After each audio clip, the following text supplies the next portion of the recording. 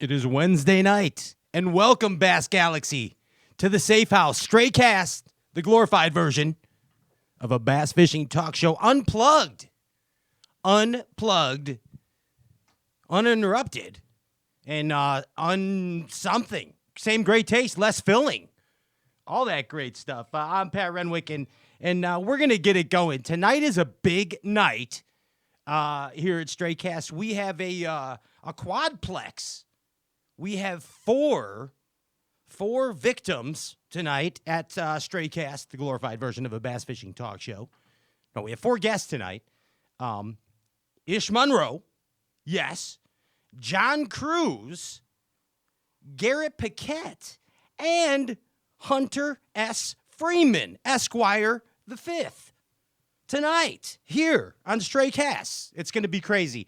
First coming up is Best Buds. Best Buds ever in the history of Best Buds, like Thunder Buddies for life. John Cruz and Ish Monroe coming on first. Then Hunter Freeman and Garrett Paquette going to give us a sophomore perspective of things. Speaking of sophomore perspective of things, let's get our very own senior, our intern, collegiate, the one, the only, Danny Mohan, Dickie Mo. Where's Danny? Is Danny in the house? Hey Andy. I'm here. Can you hear me? Oh, yeah, there you are. You see me? Cool. What's going on? That's you, Dan. I'm back. It's me again. It's Wednesday night. Awesome dyed mustache, by the way. Amazing. Don't expose me. Come on. Amazing dyed mustache. It's getting there. Don't make fun. It's getting there. Very, you won't get this, but you're a regular Tom Selleck. If anybody ever... See, from this angle, it looks a little better, but... Well, we did get sunburn too. You got fan mail from Seth Fighter not complimenting you on your mustache. Bro, when I can't take pictures next to Ryan. When I do, his mustache just makes mine look... Ryan Fingers? Yeah, I can't. Ryan, I just can't take pictures next to him. It makes mine look so insignificant. Hey, we got a giveaway tonight. Like, Stray Cast is an awesome place to win stuff. 2 giveaways, not just one. Wait, 2 giveaways. What? 2? We're doing 2. We're going all out tonight. We're going 2 dubs? giveaways. 2 giveaways, and it's very simple to win. Okay. Simple instructions. If you don't do it, you're a dum-dum. Wow. All right. Sounds We're familiar. giving away $50 worth of line and lure conditioner. If you haven't used it, you got to use it. I mean, your castability, how it handles, the line memory. Oh my God. I mean, there's no memory when you're casting in real. It's awesome. The old Line KVD, Uncle Kevy's L&L. Bingo. And all you got to do. Wait, hold on. I have something here texted to me to add to that part of it that also bow to stern. Boat cleaner. You're familiar. What? Yeah, you're familiar with that product. That is added to the line and lure pack as well. Wow. Okay. The pot has got sweeter. Sorry to interrupt. I had to let you know. I used the bow to stern like a week ago. That's magical. I mean, yeah, that stuff is legit. Quite the buffer. So did Poppy Seed. Poppy Seed. he's gonna tell us about it later too. But So what's up? What else is up? Sorry to stop you. No, of course. So all they have to do is comment line and lure and BTS bow to stern. Just line and lure is fine. Line and lure is fine. Comment line and lure on that. Comment line and lure on the live feed, and you become eligible for 50 buckaroos of the LNL and BTS. Okay. Simple enough. There it is. And then we're doing a second giveaway. Wait, hold on. There's more? There's more? Yes. There's more tonight at the glorified version of a Bass and Talk Show? But wait. A free Jade Elephant. So we're giving away $50 worth of Bite Me tackle. 50. 50 Bite Me tackle. If you're not familiar, they have the best net head on the market. The jackpot. The jackpot. I love it. Yeah. Called the jackpot. It is absolutely phenomenal. Yes. I'm a big fan of it. So many other great products. The Buster, the Hunter, the Zone Ahead, all that good stuff. Money. It's great. Yes. It's good great. Quality. So for that one, simple enough. All you have to do is comment Bite Me. Comment Bite Me on the live feed and comment line and lure, and you automatically become eligible. And we're going to randomize it. And anyone who's entered, we're going to give away stuff. That's what we do. There it is. Share, like, and share the live Facebook feed. Comment. Individual comments. One, line and lure. The other, Bite Me. take it off of private so we can put it in the randomizer. If it's on private, when you share it, we don't see it. Has to be off of private, so you have a chance to win. That's $100 worth of prizes we are giving away esta noche. That means tonight in Australian. We are giving that away. And I know that, speaking of Australian, our favorite Australian in America has a bait and tackle store. And he's the Von Dibbler. Yeah, he's a plump little Australian guy who's not Australian. Oh gosh. Yeah, it's Carl. Von Dibbler. It's Carl. The Von Dibbler. I know you. Go ahead. Sorry. Go ahead. I got some stuff to talk about him. Oh man. Yeah. So Carl's bait and tackle. Like we always say, join the Carl's Club. If you're not joining the Carl's Club, you need to. Yes. 30% off almost everything store wide, which is huge if you think about it. A Revo X, normally $100, it's $70. You're saving $30 for every 100. That's awesome. Are you kidding? And that's the best $100 reel on the planet. True story. Exactly. Not just saying it because we love Abu. Phenomenal. And I made a wish list. I keep making wish lists. You mean you make carts like our producer Andy? Andy's famous at carts. Oh, I love carts. Oh, Andy's a cartaholic. Cart it up, man. Yeah. So I've been making these carts, and I kind of narrowed it down to a lot of products that I'm really interested in. Okay.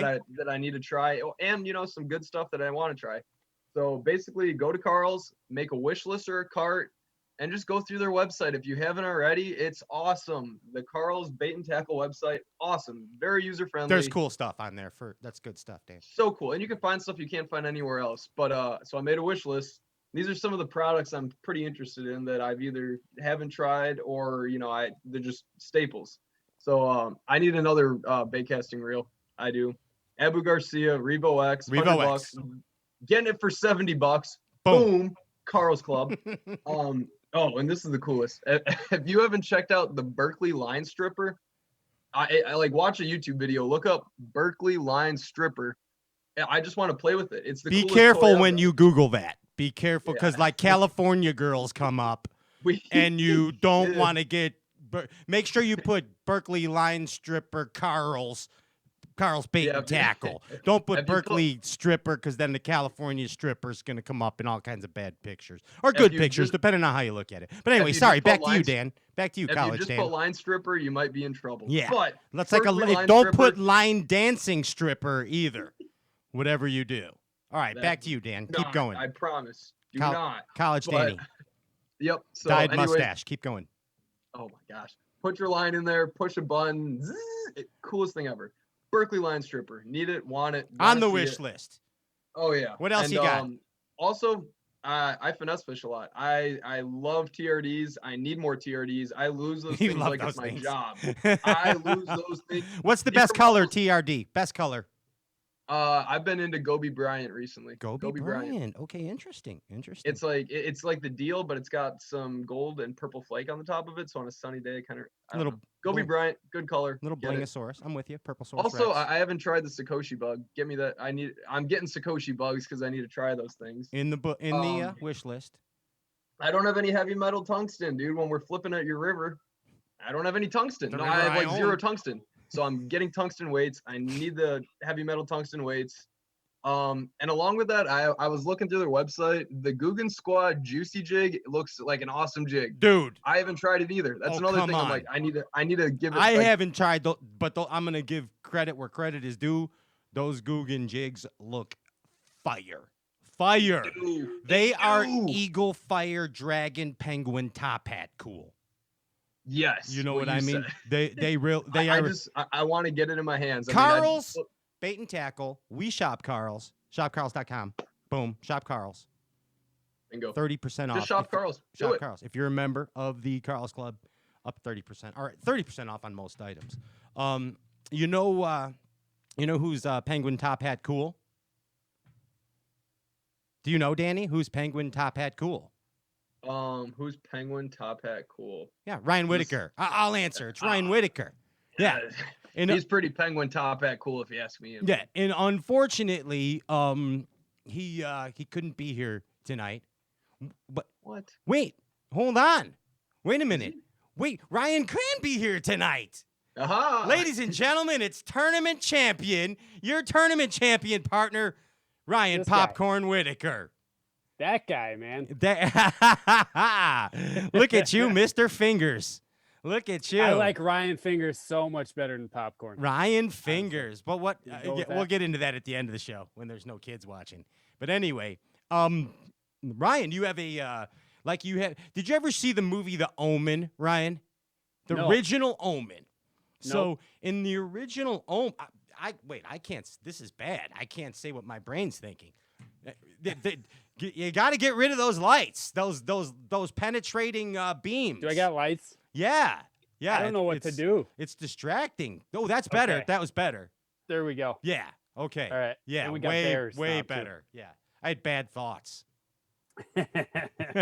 All right, Ryan Fingers Whitaker, Popcorn. Yes, sir. Hey, dude, it's good to see you. You too, man. I haven't seen you You since too. last time we fished. It's been a week or so.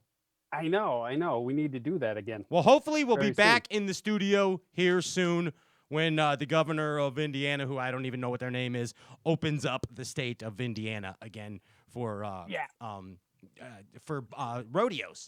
Yeah, Rodeos. Wally World is closed temporarily. Rodeos. But, Speaking of rodeos, coming back. you know Yeah. where all the wagoos go? Oh, Wagyu? Why not Wagyu? Hey, wait, what'd you call me, dude? What? Seriously, you want to get into this right now? Yeah, You called me a dude. what? A Wagyu. No, Wagyu. wagyu, dude. Wagyu. Oh, Wagyu. Yeah. Yeah, why not Wagyu? Hey, all right, Ryan. Yeah. Bubba's is the deal. BubbaandHanks.com. BubbaandHanks.com. I forgot that last time, so I'm just getting it out of the way right now. BubbaandHanks.com. But Code yeah, we've got a code for all of you out there, for everyone. 15% off. Go to BubbaandHanks.com. Put in code word fish. Order all the meat you want. Fillets, T-bones, porterhouse, Wagyu, beef patties, anything you can think of. and you love meat.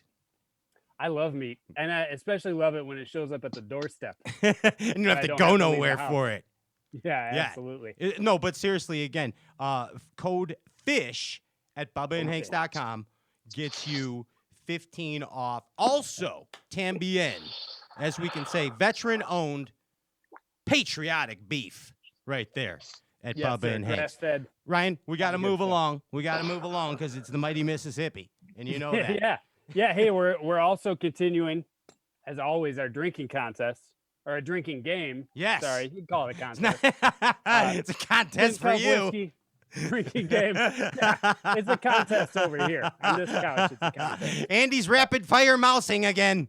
All right, Yeah. keep going. So what we're doing tonight, the code word is going to be derb or derby or derbies. Oh, Any of those. Derb, So, Pat- going original, OG, original kinda up to gangster, you. OG. That's an People's drinking is kinda up to oxymoron. you tonight, Pat. Okay, well, So here- help us out. I say derb a lot. Whoops. And we're starting right now. Okay. So with derb. All right. so that's Well, one. so the Tin Cup Mountain Whiskey code word of the night is derb. Anyone can play along. Even if you do, it's not Tin Cup. If enjoy a nice Coca-Cola, whatever you happen to have. Yes, sir. I said I want Coca-Cola as a sponsor as well, so I keep saying Coca-Cola. But anyway, Mountain Dew. Yeah. That's fine as Yeah. well. So anyway, you can play along with anything whenever someone says derb, derby, derbage, all of that. Boom, take a shoot chapalapito. You know what I'm saying? Yes, sir. There it is. Ryan, am I forgetting anything? No, just one other thing that I just found out. I didn't know what this little cup was that came on top of the tin cup, but it's actually a casting target. It sure is. So, Yes, Comes with a free casting target. it sure does. So That's go what. pick up a bottle and sharpen up on that casting. $27.99. That's a tin cup whiskey right there. Exactly. Ryan likes the rye. Hey, dude, let's get to this big show tonight. Excited. Ish Monroe, John Cruz, Garrett Paquette, Hunter Freeman. It's gonna be a maze. Put the power poles down. We're coming right back in a couple minutes with John Cruz and Ish Monroe. Keep it parked.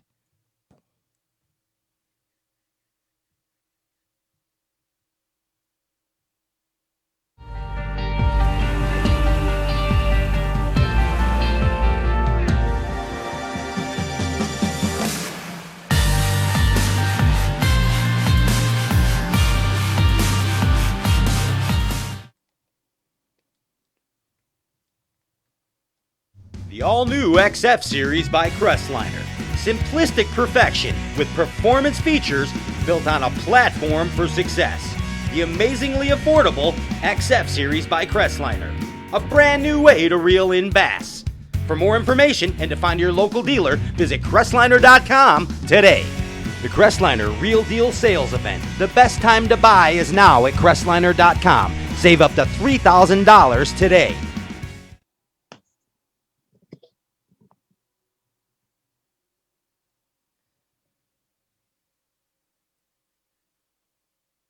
Hey, it's Carl, and I've got some big plans this fishing season. I'm hoping to get in the best shape of my life to have some of the best fishing of my life. And I want you to join me for Carl's spring training.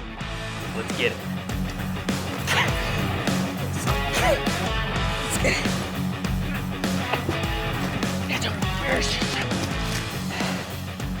Let's get it.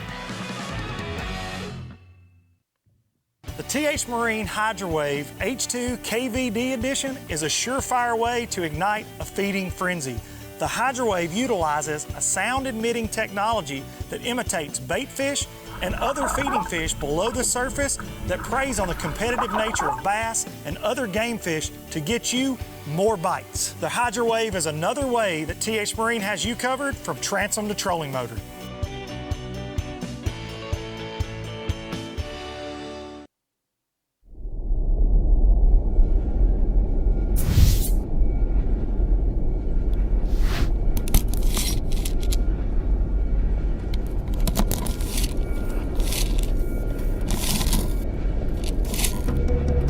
Minus 5, 4, 3, 2, 1. Booster ignition and liftoff.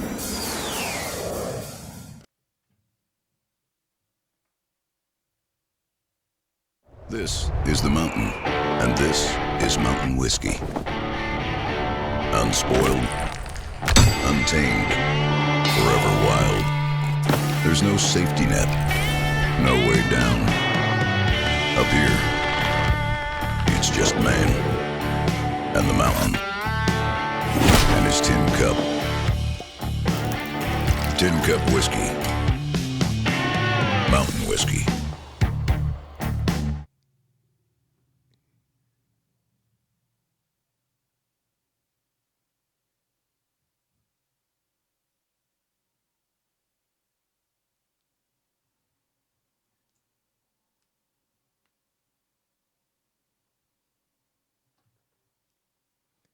Welcome back. Welcome back. Your dreams were your ticket out.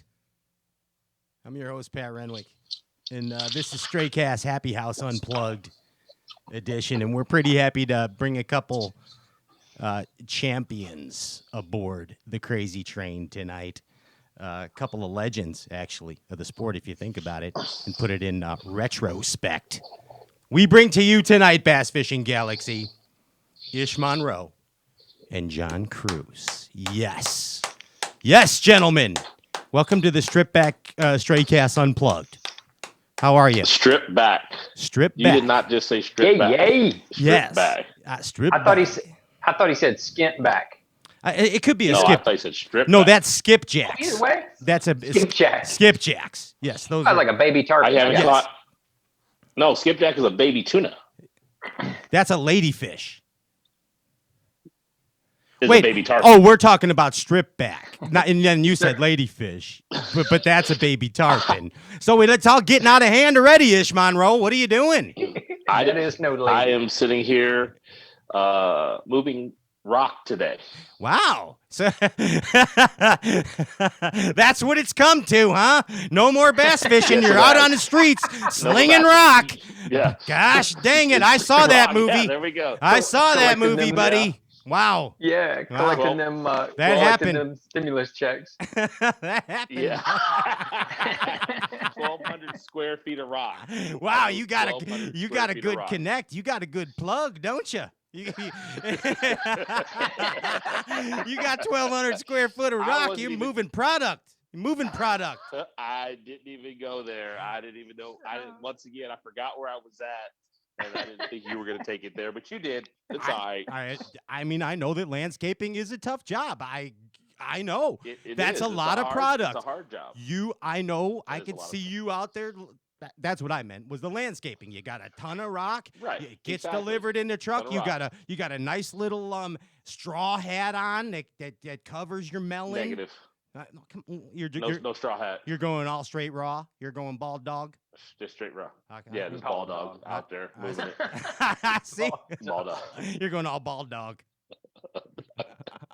Awesome. I see. Awesome. John Cruz, dude, welcome back to Yo. Stray Cast, man. It's great. Yeah, man. It's great to have you back. And there is no secret whatsoever that you two are best friends. Our best friends. Yes. Fast friends. Best friends. Yes. Best friends. The Yes. majority of the time.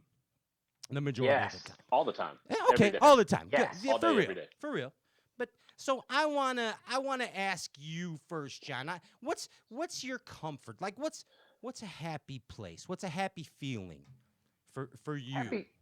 Happy feeling is normally on the opposite end of a couch with one of them red cups in my hand after I'd eat about a pound and a half of fried walleye that Ish had just cooked up. That's a happy place. Take yourself to that happy place in your mind. Now, Ish, what's your happy place in your mind?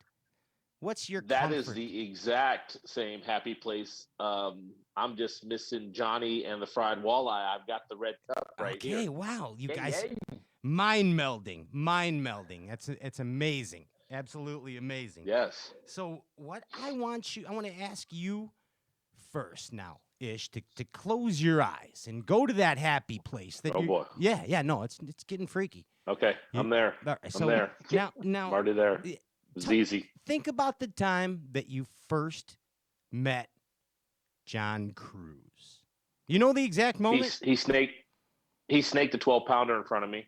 Snaked a 12-pounder in front of you. What do you mean? Well, I mean, Yes. how does That's it? the first memory that's etched in his brain. It is. We It actually is. had met before that and had some conversation, but that was like the first etching of See how he of works, confrontation. Cruz? Yeah, See how yeah. he works? Yeah. No, yeah. Well, here's the deal. We were down at Harris Chain, and we were fishing an event, and it was funny because the mayor or one of the county people made a joke about all these 5,000 pounds of bass that they stocked in Lake Griffin right before the event, and they talked about a couple of 12-pounders. Well, I had been fishing this area. I had no idea that they stocked these fish down there. And so I get in there and I'm catching them the first day. And Johnny went somewhere else. I don't know why he didn't show up the first day. Okay. Bed fishes. Sucked I it up. caught him off the nests. He was catching the beds. Off the And beds. so then he showed up this day 2. And I'm like, Johnny wasn't here on day 1. So It was I me and decided- like 3 other dudes that did that too. I just You I stuck gotta out. get that No, Yeah. I only We- remember John. I only Scapegoat. remember John It doing was like it. 3 of Scapegoat. us that got dirty looks. Yeah. I was like, okay, so John, whatever. So next you know, I just see him catching a giant one. And I had no idea how big it was until we got back to the weigh-in and saw how big it was. And at that time, me and John had some conversations, but nothing like that. And I was just like, all right, I see how he rolls. Wow. And it was funny. I think it was like a couple weeks or maybe a month later, Ike calls me up and says, "Hey, what do you think about John Cruz rooming with us?" And I'm like, "Really?" I'm like, "Well, this guy, just to let you know, Mike, he What a caught douche. 12-pounder, got it showed up in a place. I'm just saying." And after that, we never looked back. It's so funny. It is exactly what happened. Because Mike came to me with the same thing. He's like, "Hey, look, I was thinking, we need another roommate, and like me and Ish." And I'm like, "Ooh, Ish? I don't know." Application to the back of the line. Mike goes, had no idea. yeah, and Mike goes, "Well, that's funny. I just said the same thing." And the rest is history, like you guys said. And the rest is history. Thunder Because buddies we for both- life. We both trusted We both trusted Mike's. Mike, yeah. Mike, and then he put us together, and like Ish said, it's Yeah. never look back. Yeah, dude. I mean, And Pat, I can tell you this gosh, I can't even tell you how many years it is, but it's a lot. Over 10 years. Yeah. So I don't know. A lot. We've never had a fight. We've never had an argument. We've never had a disagreement. Nope. We've never hole jumped each other. We've shared spots. We've done everything to help each other, and it's been like the perfect relationship that, once again, I probably should have married John. wow. John should have married me. But it's harder. It's His harder to wife find is a good roommate. his wife is amazing. Yeah, it's harder to find a good roommate that you can trust than it is to find a wife. Right. And I'm looking at Never, yeah. But never lied to each other, not once. Yeah. Like, once again, we were No always sandbagging. honest, and we had a great system. It was a great system of, hey, what are you catching them on? This and that. General direction, and I think that kept us where we're at now is we never had to lie to the other person, even though we were catching them or not catching them. But we could always count on that person if we were struggling or we needed to make the classic or we needed a fish. I mean, and that's the whole group, and that's Mike included. You know, I can never ever remember any of us having an argument or a disagreement ever in all these years. Is it just the three of you in that circle? Yeah, I mean we've got others that are kind of attached, but that's the core, right? That was the core. That's right the there. root. Yeah. I mean, we've had the Zaldanes in there. We've had Skyrocket. We've had a few others just kind of roll through. We can't forget the Dean himself. Pete's been there too, and stuff. And there's just a lot of people that go in that mix. And I think it's just that group of guys that we have. We know what it takes to make it. So what? Back to that time when John jacked that 12 in front of you there. Yeah. Yeah. What year was that approximately? God, it's been so long I couldn't even tell you. I want to say maybe 06. 2000.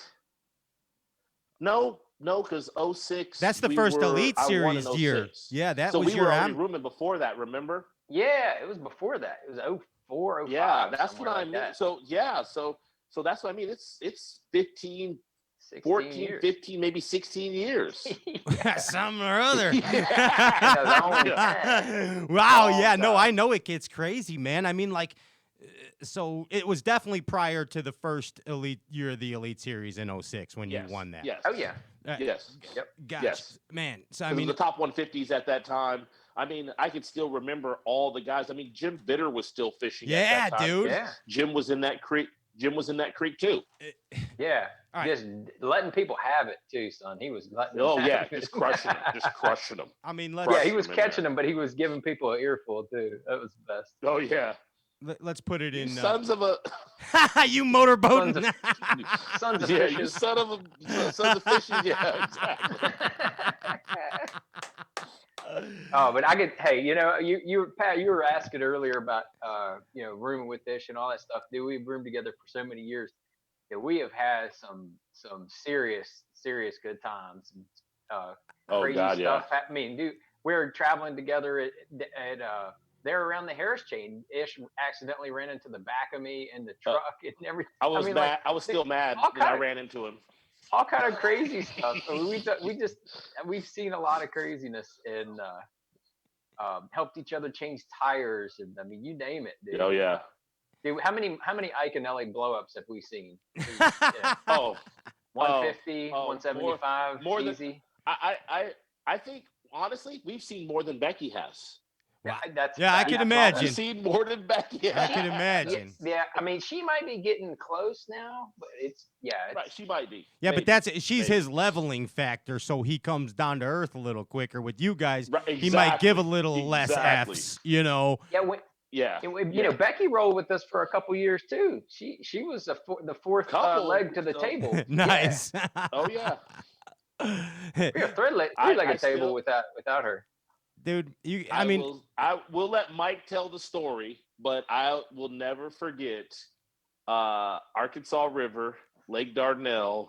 We were all supposed to go to dinner, and we were waiting on Mike and Becky, and we just happened to walk in the door. And I don't know what else happened after that. I'm just gonna let Mike tell that story. So Pat, you might have to ask Mike about that. we rolled in there and we're like, hey, where y'all at? Y'all in here? And all we saw was knees, elbows, and 4 eyeballs just popping up. Like that old song, head, shoulders, knees, and toes. Yeah. Knees and toes. Pretty much. Becky was so embarrassed. It was hilarious. Yeah. So should I ask Becky or Mike the question? Either You or. can ask either one, but yeah, that was awesome. And Hey, give us a minute, as Becky would put it. Give me a minute. Give us a minute. So Yeah, in other words, there was no crazy music that started playing. Well, no, I mean, 'cause we just stood up in the cabin like a couple of drunkards. we kicked in the door like we were the police or something. We were like, hey, y'all ready? And then we like, oh, yeah, we'll be back. Yeah. Yep. Yeah, we'll come back. Man, I want to talk about the evolution, not only about your relationship, but the evolution of your bass fishing careers. Okay? I mean, but like it's been so long, as you said, you can't even remember the exact year when you guys first met. But yeah, you've been pros forever. I mean, dude, like 99, I remember 99, Lake Mead. You won like $10,000, right? And then that's a lot of money in 1999 for Ish Monroe. Yes, it was. Okay. Yes, it was. John Cruz, dude, like 2001 on the Lake Okeechobee. You won like $30,000. I won a new boat, and I sold it 2 days later for $22,000 cash money. Dude, like that's a big deal to John Cruz. It funded my career. Yeah, I mean, I was like tournament to tournament at that point, and then I hit that lick right there, and that gave me the nest egg I needed to really, keep going in the sport and not worry about, where I was going to pay for my next entry fee and that kind of stuff. So that was a huge deal for me. And was that your deal too? Same for me. Okay. Yeah, same for me. I mean, it was, once again, at that time in 2000, 99 and 2000, our entry fees were still $9,000 for the year. Yeah. We fished 6 events. At $1,500 in entry fee, fishing for a $75,000 first place. And yes, I mean, that $10,000 was my entry fees for the following year. So I was good. And Lake Mead was one of the last events. It was pretty awesome. It was a squeaker. And they say, again, everything happens for a reason. And that started your evolution as a bass angler. So it's a then and now. Yep. That's where you were then when could we say safely that that's kind of where you realized, hey, I can do this? Is that the point? Was that the confidence point for each one of you? That was kind of the confidence point. It really wasn't the confidence point because the next year I went out and got my butt stomped and never cashed a check. Okay, but there's got to be a point. So here's your there was a point. Your aspiration was to be a professional bass angler, correct-ish? And yours was, John, was to be a professional bass angler. And you, at that point, all right, you're kind of like, yes, I think I can do this. Of course, you got your ass kicked the next year-ish, but at that point, you're like, $10,000, that's doing something to your confidence. It gave you a boost. You said it yourself, all right? That's part. Honestly, go ahead. No, you go. Honestly, that's saying who? You. Me, him, who? Me. Yeah, okay. them. Honestly, that turning point. Him. How about you go? Ah, wise guy. Honestly, that turning point for me was actually in 2000 because that year I was at the lowest point that I had been because I went a whole season without cashing a check. It's horrible. On the Bassmaster Top 150. That's horrible. But it is horrible. But I had actually won a BFL tournament that allowed me to qualify for the regional that year. Okay. So even though I got my butt stomped on the 150, I won a BFL that year. I had a couple federation tournaments I did okay in, too, that I was still kind of fishing. And I actually qualified for the regional that fall, which is going to be my last tournament of the year. Fishing against all my heroes. I mean, we're talking D. Thomas, Dave Glebe, guys I grew up with on the West Coast, the biggest names in bass fishing from the West Coast. Rich Tauber, yeah. I mean, John Fragerstrom. Murray was there. Fagerstrom, who's that? I just said. You don't know, some guy. But He bakes baits I in his ended up garage. I ended up winning that tournament. And on the last day, I caught 2 fish on the same cast on a crankbait. And that was the turning point for me. Is I knew I was going to win the tournament because it was a super tough bite. And that was a turning point for me right there. And I'll never forget that. You'll never forget. You see it to this day. You see it. Yeah, I mean, it was a 7-pounder and a 4-pounder on the same cast. When the first 2 days of qualification, I was the only one to catch a limit both days, and Glebe caught a limit one day, and then we were in the final round together. So I knew when I caught a 7 and a 4 on the same cast and had 4 fish in the boat, I was going to win. You know, it's that moment. It's that moment. And that It was that moment. It was that solidified it for you. Yeah. You want to be a pro bass angler, you could do it. John Cruz, you had your moment right there in 2001. I know Okeechobee. In Yes? 2001, that really wasn't the moment for me. That was I feel just exactly like Ish said. That was the moment you were like, okay, sweet.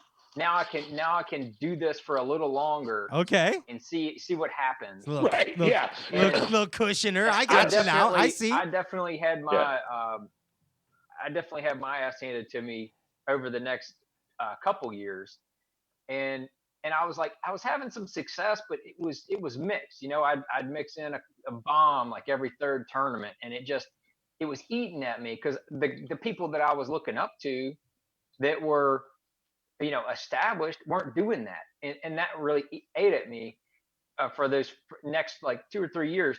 So then I can't remember. I think it was the following year. I fished the opens, you know, trying to qualify for the for the Top classic 150s. and the 150s, and I was rooming with Russ Lane on those. This was not the 150s, so I roomed with Russ, and we both made the classic that year, and that was when the classic was going to Pittsburgh. Oh yeah. And that was my first classic. And when I made that first classic, I was like, okay, now we can do this. And it was almost like I've set the baseline. Now I know I can do it. And then I immediately, it was the oddest thing because I immediately felt the pressure. I can do that now that I've done it. I can make the classic every year. And I think I made like the next 7 classics or something. But it was just crazy that to me, that was the point right then. When I made my first classic, that was when I knew I was like, this is real. That was the solidifier. Yeah. That for me was it it. was. Yeah. Pittsburgh will humble you and hurt your feelings. That being your first classic. That I wish I would have never made that classic. I would have. But that was a twofer. You remember that was a twofer. That was a twofer. That was a twofer. That was the Florida one and the Pittsburgh one at the same time. Right. Well, they owed it to us after sending us to Pittsburgh. They owed us Florida. It was so bad. Right. It was so bad. Made it up to so you. Bad. They made it. Yeah, Hey, they made up to us. guys, really sorry to interrupt, but the Tin Cup whiskey drinking game keyword is derb, and you guys are talking derbs like crazy. Let's get some derbs in there. The listeners are thirsty. Derbs. Derb. So every time we say derbs, they take a drink. Everybody's got a drink when Yeah. you say derb. Okay. Yeah. Derb. All All right. Dude, derb. 10 cups off on the point, man. That's good stuff, bro. Yeah, it's mountain whiskey. It's made by mountain angels. A buddy of mine gave me a Derb. bottle of that before the classic this year, and so I took it down to pre-fish for the weekend pre-fish before the classic. In the whiskey did not make it through the tournament. It evaporated before the tournament was over. Yes. Poof. And we've had lots did. of bottle of Evan and Williams Yep. also evaporate on us. Yeah, I know you why. guys did. No, Jason Quinn, Medicine Man, took those. That's where those. Right. No. He's See, still Johnny fishing was a derb or sponsored by two. Evan and Williams. Yeah. Yes, the derb. The derb. He's But Johnny Quinn's was still fishing the sponsored. derbs. He sued Yeah. somebody. Still fishing derbs? Yeah, who did he sue again? Oh yeah. Oh, he sued Bernie Sanders because he used a video clip of him in one of his commercials talking about these are the people that we hate and stuff like that. So he sued his ass. Hey, Why would he sue Bernie Schultz? Bernie's a great guy. The illustrator, Bernie, bro. yeah. Bernie Sanders just wanted to give him a handout anyways. A hand what? That's right. Yeah. Here's your free handout. Here's your free handout, Jason. There you go. Hey, tell know? me what you think about this statement, John Cruz. Okay. Bass fishing is more popular than ever, and fishing is more important than ever. What do you think about that? I think that's an accurate statement. I think it's a very accurate statement. I think that the tournament split, of the organizations and the anglers and all that kind of stuff, it really woke everybody up. Anglers and everything. It's been, I think it's been by and large really good for the anglers, but it's put bass fishing, the tournament trails competitive. They're putting them on networks that we haven't been on before. It's making people, like bass really focus on their base, and they're reaching more of the even more of the grassroots people from all levels. So from that perspective, it's been good.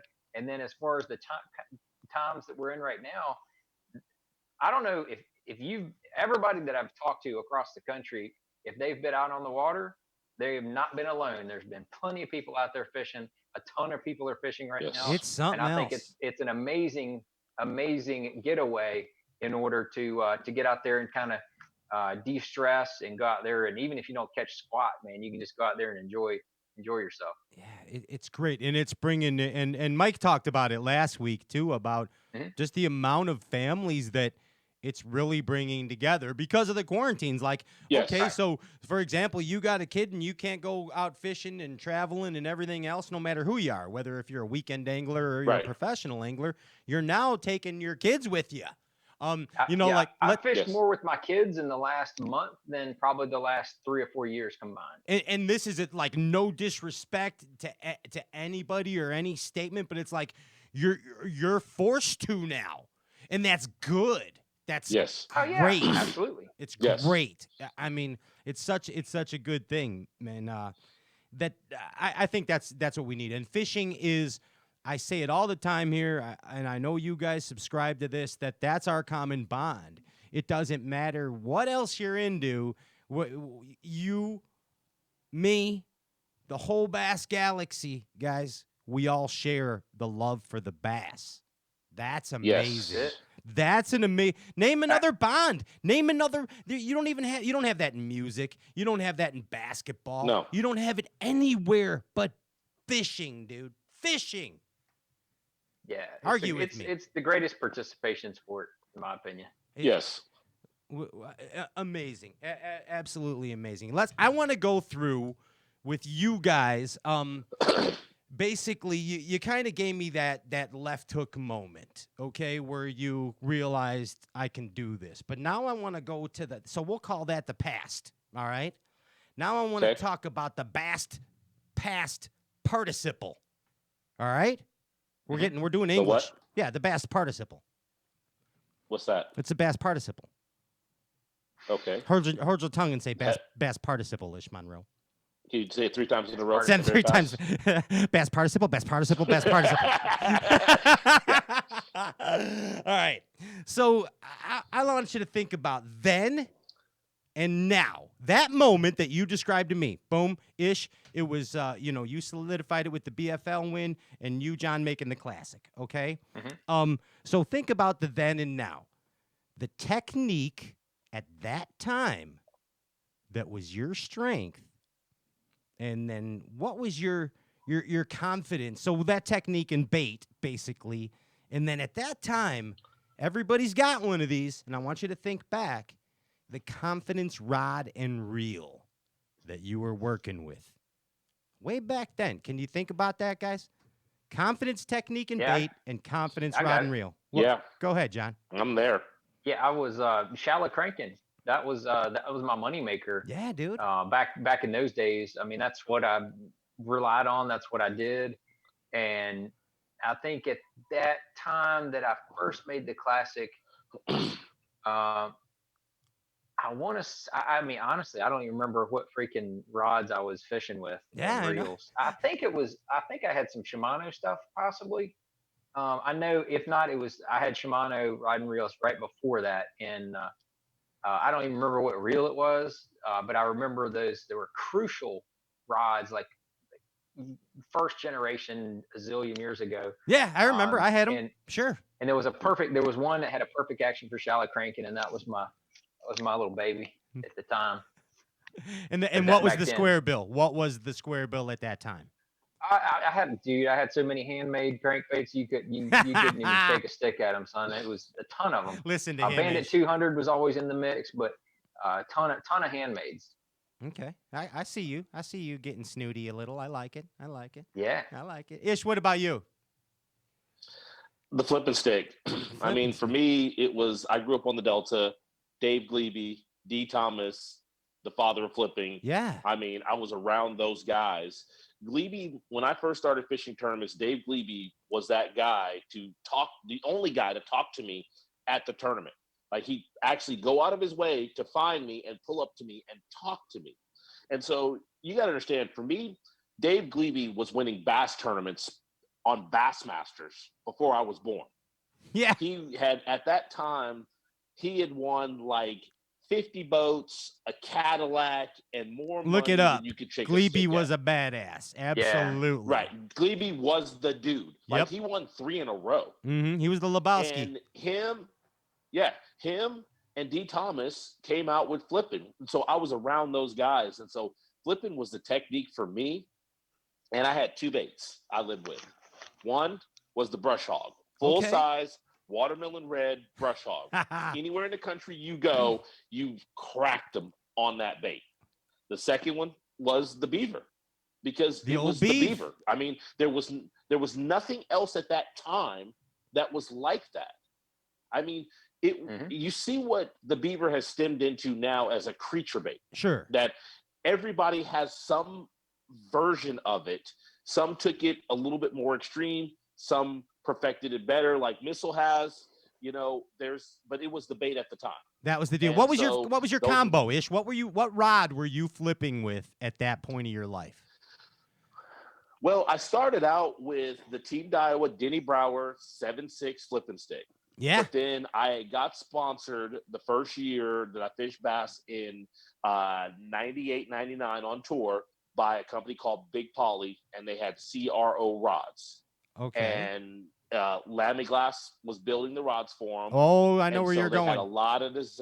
Yeah. And once again, you had the intuition of a lot of great Western anglers like the Skeet Reeses at that time, who were helping them build rods. Yeah, absolutely. And so that's when fiberglass was coming back. And so let's get that was it. But I mean, let's the reel was TDX. Yeah, historically speaking, and you guys are both geeks about this. We've both had this conversation before, or all three of us have, that the history of rod blanks is very important in bass fishing.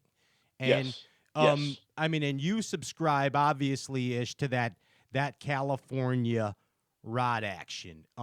It's a gentleman named Rich Forehand that we all the godfather of rod building, Rich Forehand. Yes. Gary Klein. He was way ahead of his time. Way ahead. He was so far advanced that he actually scared people because they didn't know that a rod could actually bend like that. He was the first guy to do the rotation on the rods, from starting out like a normal bait caster would to rotating like basically a spinning reel. Yes, and the split grip. Crazy. The first split grip. Oh yeah, the first split grip. Dude, and but the real science was in the evolution of the blanks. And I know you subscribe to this as well, John, that parabolic type flip stick. Yep. Also a parabolic moving bait rod. You guys have progressed, Yes. taken those California actions and progressed them into your own rod models. John, you with the Cashin, and Ish, of course, with the Daiwas, man, the Elite before that. But what I'll say is that old Daiwa flip stick that you used to use, it's the red and black 8-foot rod. Yes. Okay. 7.6. No. It was the 8-footer. It was a red and black Compile SV. That was a 7.6. Denny Broward. No. I'm sorry. Let me that. clarify it. When you're way ahead. We're skipping way ahead now, and you're with Daiwa. Okay. And then you were using that 8. Yeah. You used that 8-foot parabolic. Oh, yes. Mike used to use the same rod to flip with, that 8-foot.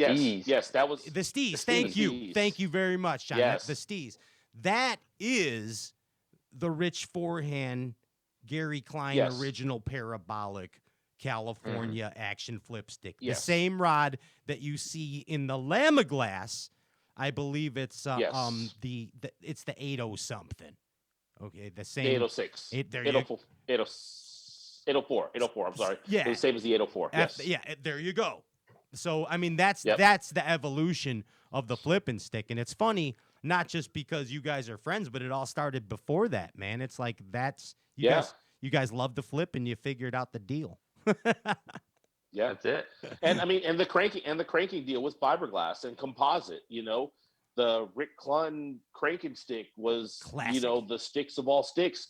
But even before that, he had the one which was the VIP rod. That was a solid fiberglass rod. 100%. That was $39.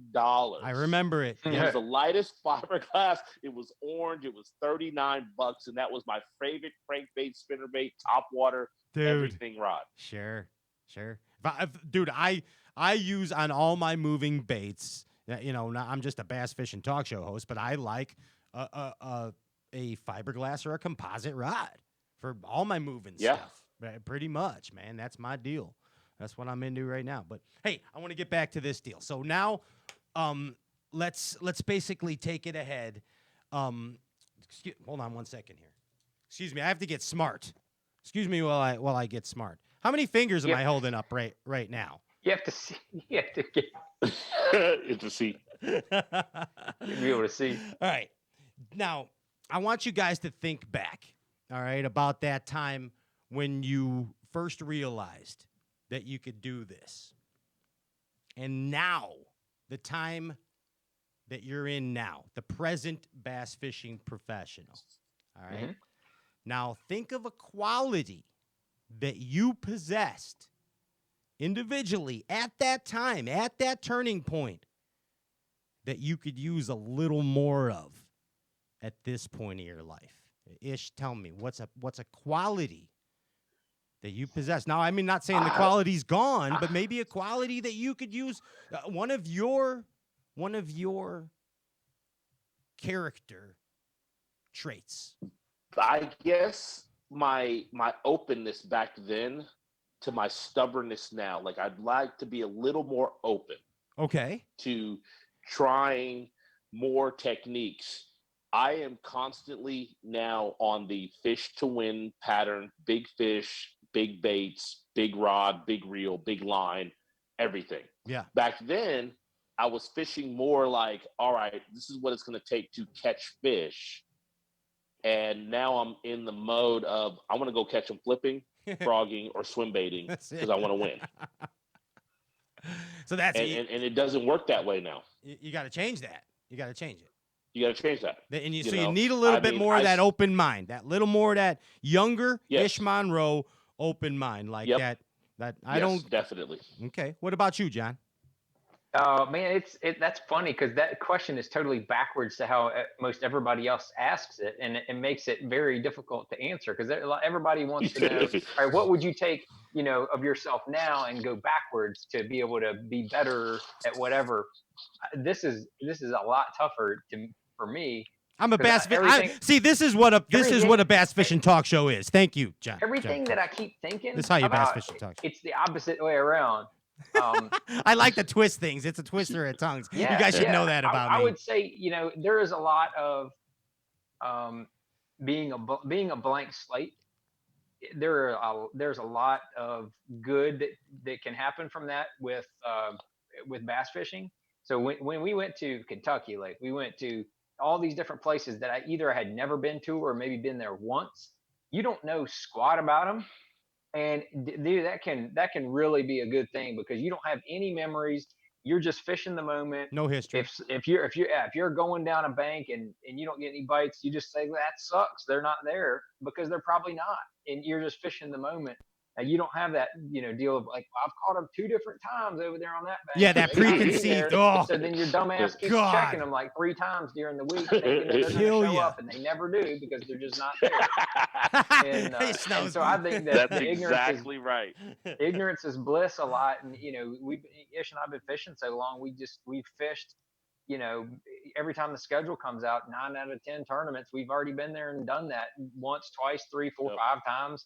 Like we had the Classic at Gunnersville this year, and I mean, it was just interesting to, one time I fished the Classic over there. I fished in that pocket in the Classic one time, and I fished an Elite right over there, and I caught, just hiding down the lake.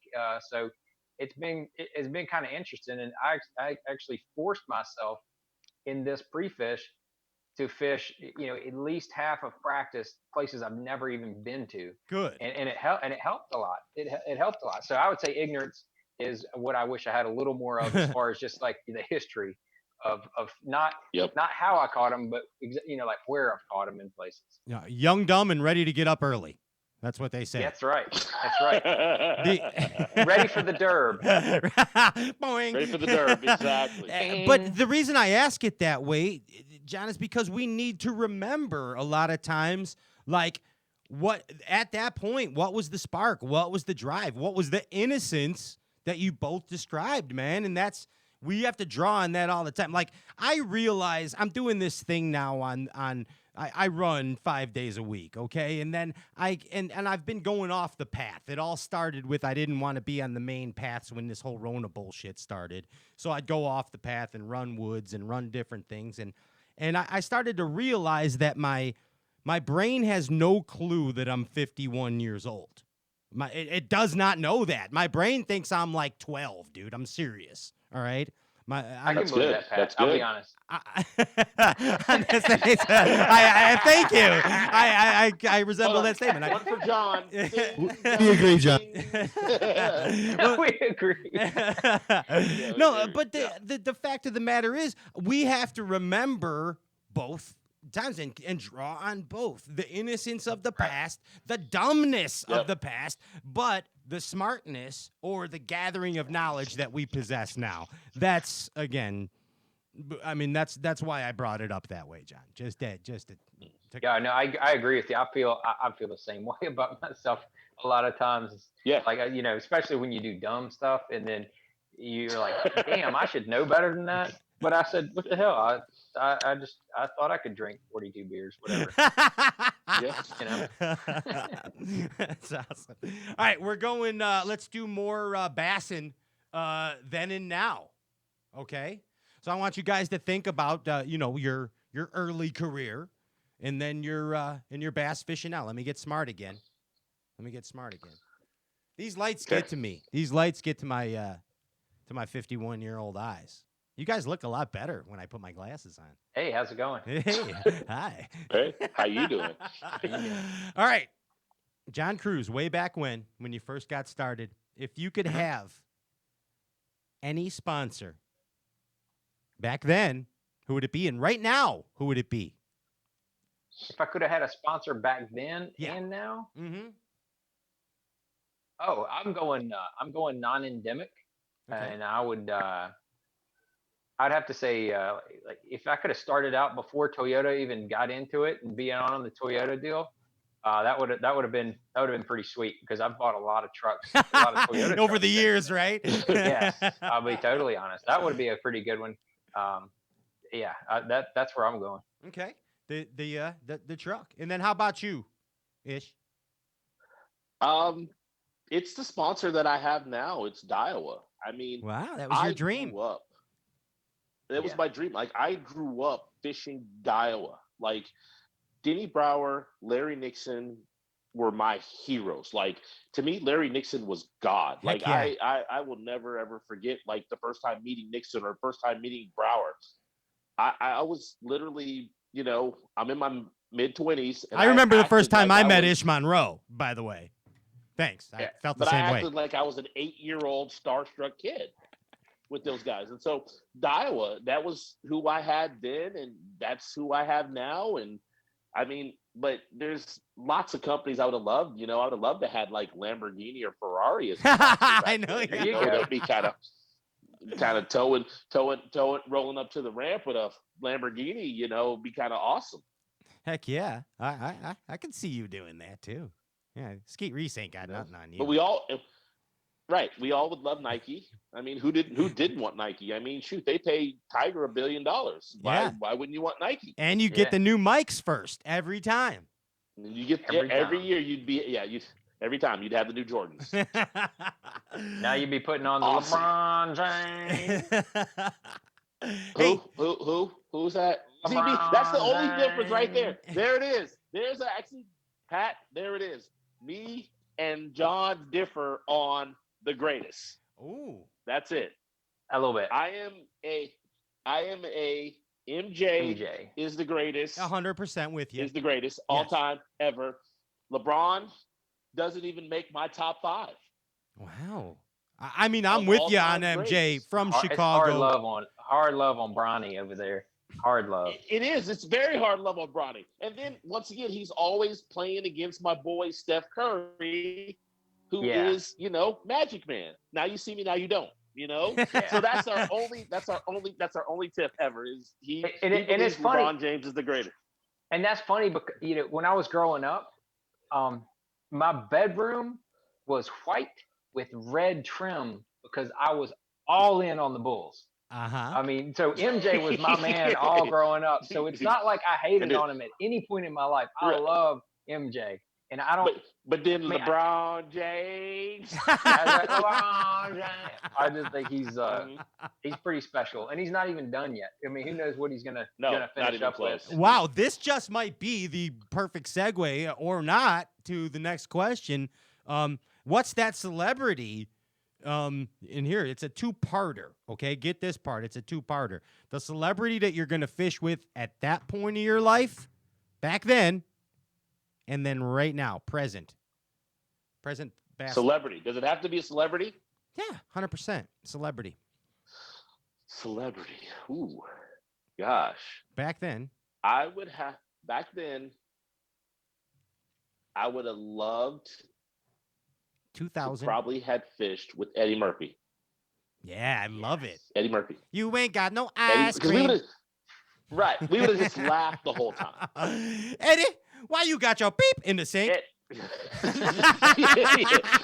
mean, it was back then, like, it was just, I was all about comedy back then. And Eddie was the guy. Like, everything he did was fantastic. He was untouchable in that late 90s, early 2000 time period. Yeah, I even forgave him for having sex with a transvestite. He was so cool. I don't believe it. I call it fake news. Fake news. Not that anything's wrong with that. That's not a big. Yeah, that's fine. Not a big deal. Yeah, whatever. No, not a big deal at all. Yeah. His sexual preference is his. It's fine. It's Eddie Murphy. But you also see all the other women that he's married and slept with after that. Great resume. Amazing resume. Yes. Amazing resume. Yeah, Prince. Exactly. That's like a Prince resume. Yeah, and Prince. We don't even know half of. We're talking about. Yeah, Spice Girls and multiple models. I mean, I'm just saying that's just Eddie. That's Eddie. Okay, what about right now? Right now-ish. Right now. Quarantine over. You're going with a celebrity. Who? I would love to go fish with Steph Curry. Steph Curry. Okay. Stephen Curry. Okay. The dude, like when you watch like everything about that dude, the hatred that people give him is because he's good. He's not cocky. He's a team player. He's a funny dude. You see, once again, his family life is amazing. Like, you've never heard anything bad or anything negative on that guy from a family standpoint. So he's just a great family man. So you'd have a he's good just time fishing funny with him. dude. And I'd like to see him cast. Nice. He can play Let's lights see him out cast. golf. I'm sure he'll pick up a rod and put it right where he Natural. wants it. I mean, Natural he's just a athlete. natural. Right. Yeah. And I'll tell you Exactly. this too, Ish. I don't know if we've even talked about this ever. His dad, Del Curry, went to Virginia Tech, Yeah. and this is like 40 minutes from where I live, and I know people that knew him when he was in college, and nobody says anything. I mean, around here, to my knowledge, nobody says anything bad about him. When he was there and all that kind. I mean, so and so his good family he comes from, and he grew up in Carolina, right? So I mean, how he's got to be able to fish. That's what I'm saying. He better have a little of that. Exactly. He better. How about you? Go ahead, John. Where you at? I would say back in the day, it would have been at that time probably like Arnold Schwarzenegger. I was really still into lifting. Schwarzenegger, Could you imagine? Fun. He's the freaking Terminator. The Governor. Yes. I'm the Governor. The freaking Governor. Dude, that was my man back then. That's a great answer. Easy answer back in the day. Wow. That was a left hooker. Dude, I don't know if you saw this video. He was on a world tour like a year ago, and some dude tried to drop kick him. When he was in Australia. I saw that. And the dude just bounced off. Yes.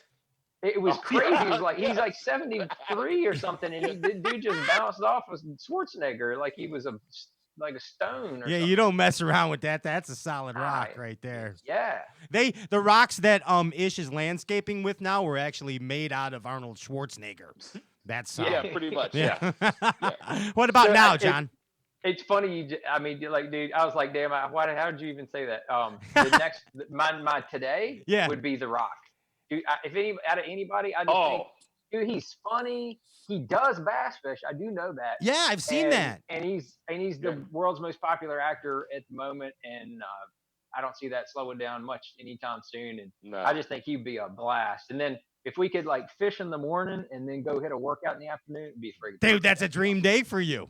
Yeah, be awesome. That's the perfect day for John. Bass fishing in the morning with The Rock, and then hitting the gym with The Rock. But that dude eats like 25,000 calories a day, and because he can. Yeah. I mean, the dude's got a hell of a resume of movies too. I mean, unbelievable. Super hard worker, and he deserves everything he gets for sure. Yeah, he's like the Ish Monroe, John Cruz, Mike Iaconelli of bass fishing, or the James Brown of soul. Wait, what does that even mean? Soul. That's like an oxymoron. That's like nude naked. Yeah, he is soul. He is soul. The James Brown of soul. Like, what does that even mean? He is soul. It's one and the same. It's like the soul of James Brown. Same thing. Hey, Pat, I keep seeing something though. I have to ask you. Yes. Is that your high school photo behind you? Where are you? Oh, the one here? where you're wearing your cape. Is that your high school photo where you're wearing your cape? Oh yeah, to your right. Yes, that is. I just want to make sure that was your high school photo. That's it. That's a high school photo. And then this is our good friend. This beautiful Owen Williams shot is of the lovely JT Kenny up here. You see that shot up Kenny there. Meister. He's a piece of work. I was with JT and I was with him and helped him catch his personal best this year. We're calling it a 12-pounder. Yes. It was 1178 or 1198 or something, but we called it a 12. Dude, it had every bit of the dimensions. It was monster. And I met JT Kenny when I was, I think, 20 or 21 years old. Before I even fished my first tournament, we both fished one of those BFLs back in the day together, and we just met out in the water, started talking, and then we talked basically on and off ever since. Dude, he is. I am a huge fan of dude. JT. Solid dude. Good friend, and I'm a big fan of his too. And the fact of the matter is, he is the Big Lebowski of bass fishing. That is the Big Lebowski of bass fishing. Right then. Ish, I want to go to your whole entire career. I want you to bring it all into your mind. Look at it. It's flashing through your mind. And you get a mulligan. Yes. You get a do-over-ish. What is the do-over in your bass fishing career? The do-over in my bass fishing career. Yeah. One day, or 1 year, or 1 month, or No, one dude, a do-over. season? Pick any do-over. Any do-over. Your whole career. You get a chance, you get a do-over. What's the do-over? What's the mulligan? What's the scoot the ball? What's the Judge Snell's kick the ball deal? Oh, man. You There's didn't so see many, anything. actually. I mean, there's a lot. There's Yeah. a lot. I can't even go through the do-overs of All right, then stuff that I'm going to skip you and you go know. to John then. John, what do you Yeah. got? There was one that there was a FLW tournament we fished on Lake Murray. I think it was 03, and I ended up third in the tournament. I lost 6, 8, 10 fish that would have, any of them would have won it for me over the course of the last 3 days. The first day was magical, had like 24 pounds. And then each of the subsequent days, I lost fish, and I was changing baits each day and stuff. But I wish I could go back and do that tournament over. And there's things I would have done differently with my setup, with my line, with everything. And I know I wouldn't have lost all those fish. And I should have blown that tournament out. I should have blown it out. And that would have been big for me at that time in my career to win $100 grand. And it would have been a big deal. Chris Elliott actually won that tournament. He's from North Carolina, and then a couple years later, he just kind of tapered off, and we hadn't heard from him since. Chris But, Elliott, he was he's nice. from David Letterman. That's the guy from that scary movie that had the little hand. Different one. Oh, yeah. That guy, remember? You remember they put the Yeah. glow light on Yes. him and the black light? Yep. Yes. That's that Chris Elliott or different one? Different one. Okay, gotcha. Hey, well, let's rapid fire.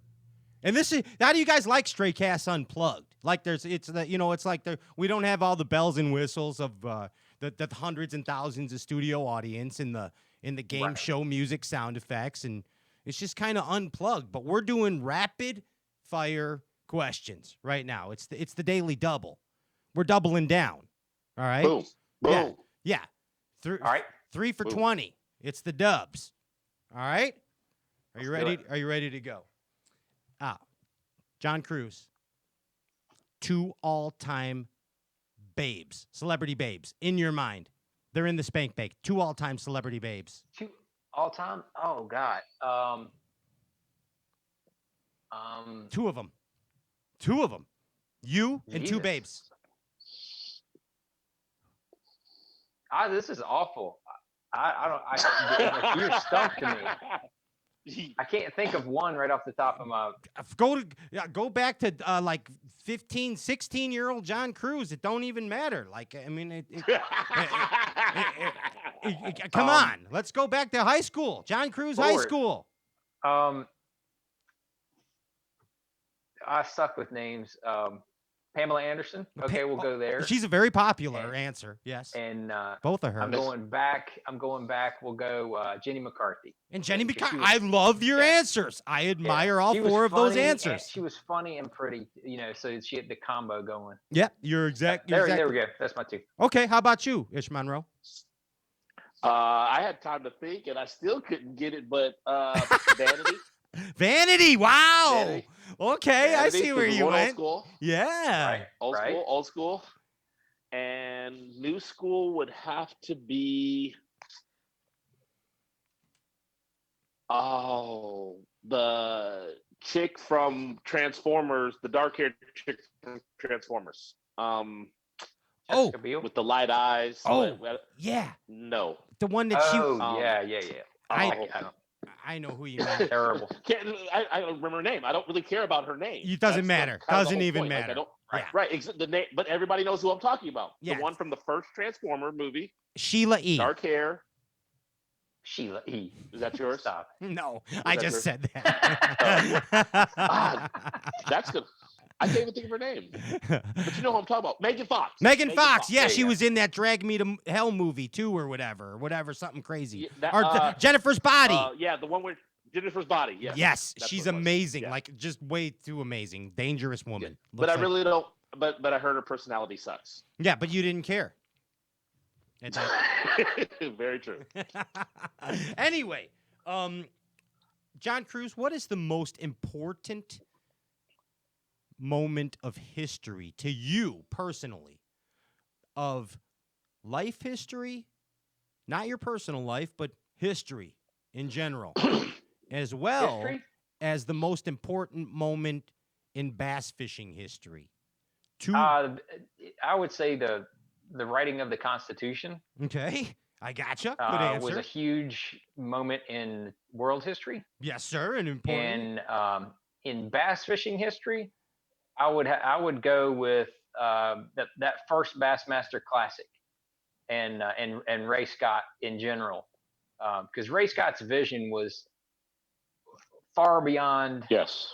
I mean, anything in that time. He was just such a visionary in so many ways, and the way he did that first classic just set the stage to make bass fishing a huge deal. I mean, you just think about it. If he would have, instead of putting all the guys on a plane and not knowing where you're going and then shipping them all out to Lake Mead, awesome. If he had been small-minded about the deal and just said, hey, we're just going to go to this local lake here in Alabama, and we're just going to, we're just all going to go over here to this little lake and fish something that's close and it's cheap and it's this and that.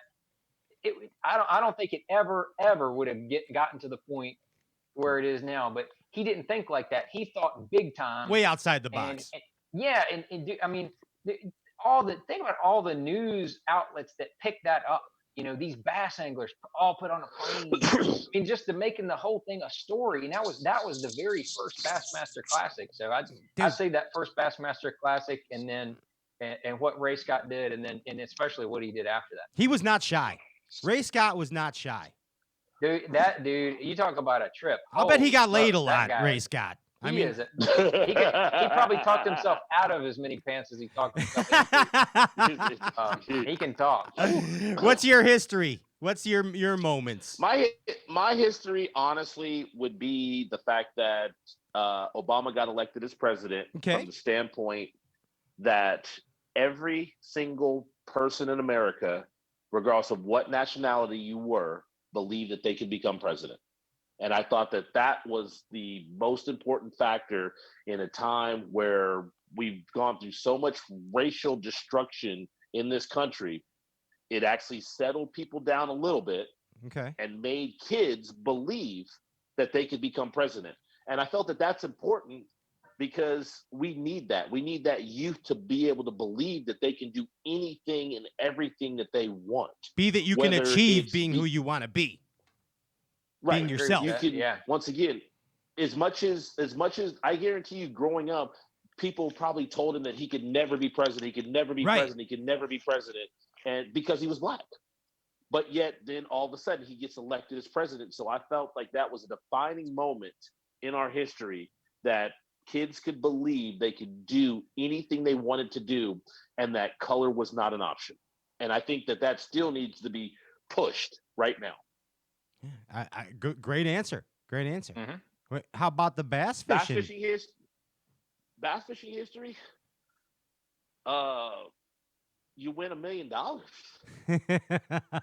Isn't that crazy? I mean, you got to think about winning the classic. Winning the classic was great when it was 300. When it was 100,000, then it went to 200,000. Then it went to 300,000. Then it went to 500,000. But winning a bass fishing tournament for $1 million. Crazy. $1 million changes your entire life. If you take that million and you do what's right with it, you never have to look back ever again. Never. That's life changing money. Yeah. Ever. And think about about the that. money. Yeah. Not necessarily the actual event itself, because the first one was the millennial, which I felt was like 8 million votes in that tournament and really didn't care for it. And then, but just an actual winning $1 million cash money. But dude, that's history. And that Ray Scott that you spoke of, then John Cruz he made that happen. Right. I mean, those seeds planted by that inaugural derb. That's what started it. That's what started it. Yep. Ray made it that bass fishing can change somebody's life, and it still does. I mean, the classic changes people's lives. 100% it does. Hey, you ready for Captain Obvious? Let's do Captain Obvious. John Cruz, you're a professional bass angler. Thanks, Captain Obvious. Hey, Ish Monroe, you're a professional bass angler. Thanks, Captain Obvious. You make a lot of money. We like to count all your money. You guys make a lot of money fishing derbs, and you've made money fishing derbs over the years, right? That's what you guys do. You are tournament anglers. Right. Professional bass fishermen. Now, there's no tournaments right now. There's none. There's none going on. There is. Well, Not yet. Yes, hold on. I got you. Hold on, Mr. Monroe. This just in. Hey, Ish you said Monroe is. Captain Obvious. There is tournaments going on, Captain Obvious. I know. But here's where I'm going. Man. There's been a lag time. There's been a lag time, John Cruz.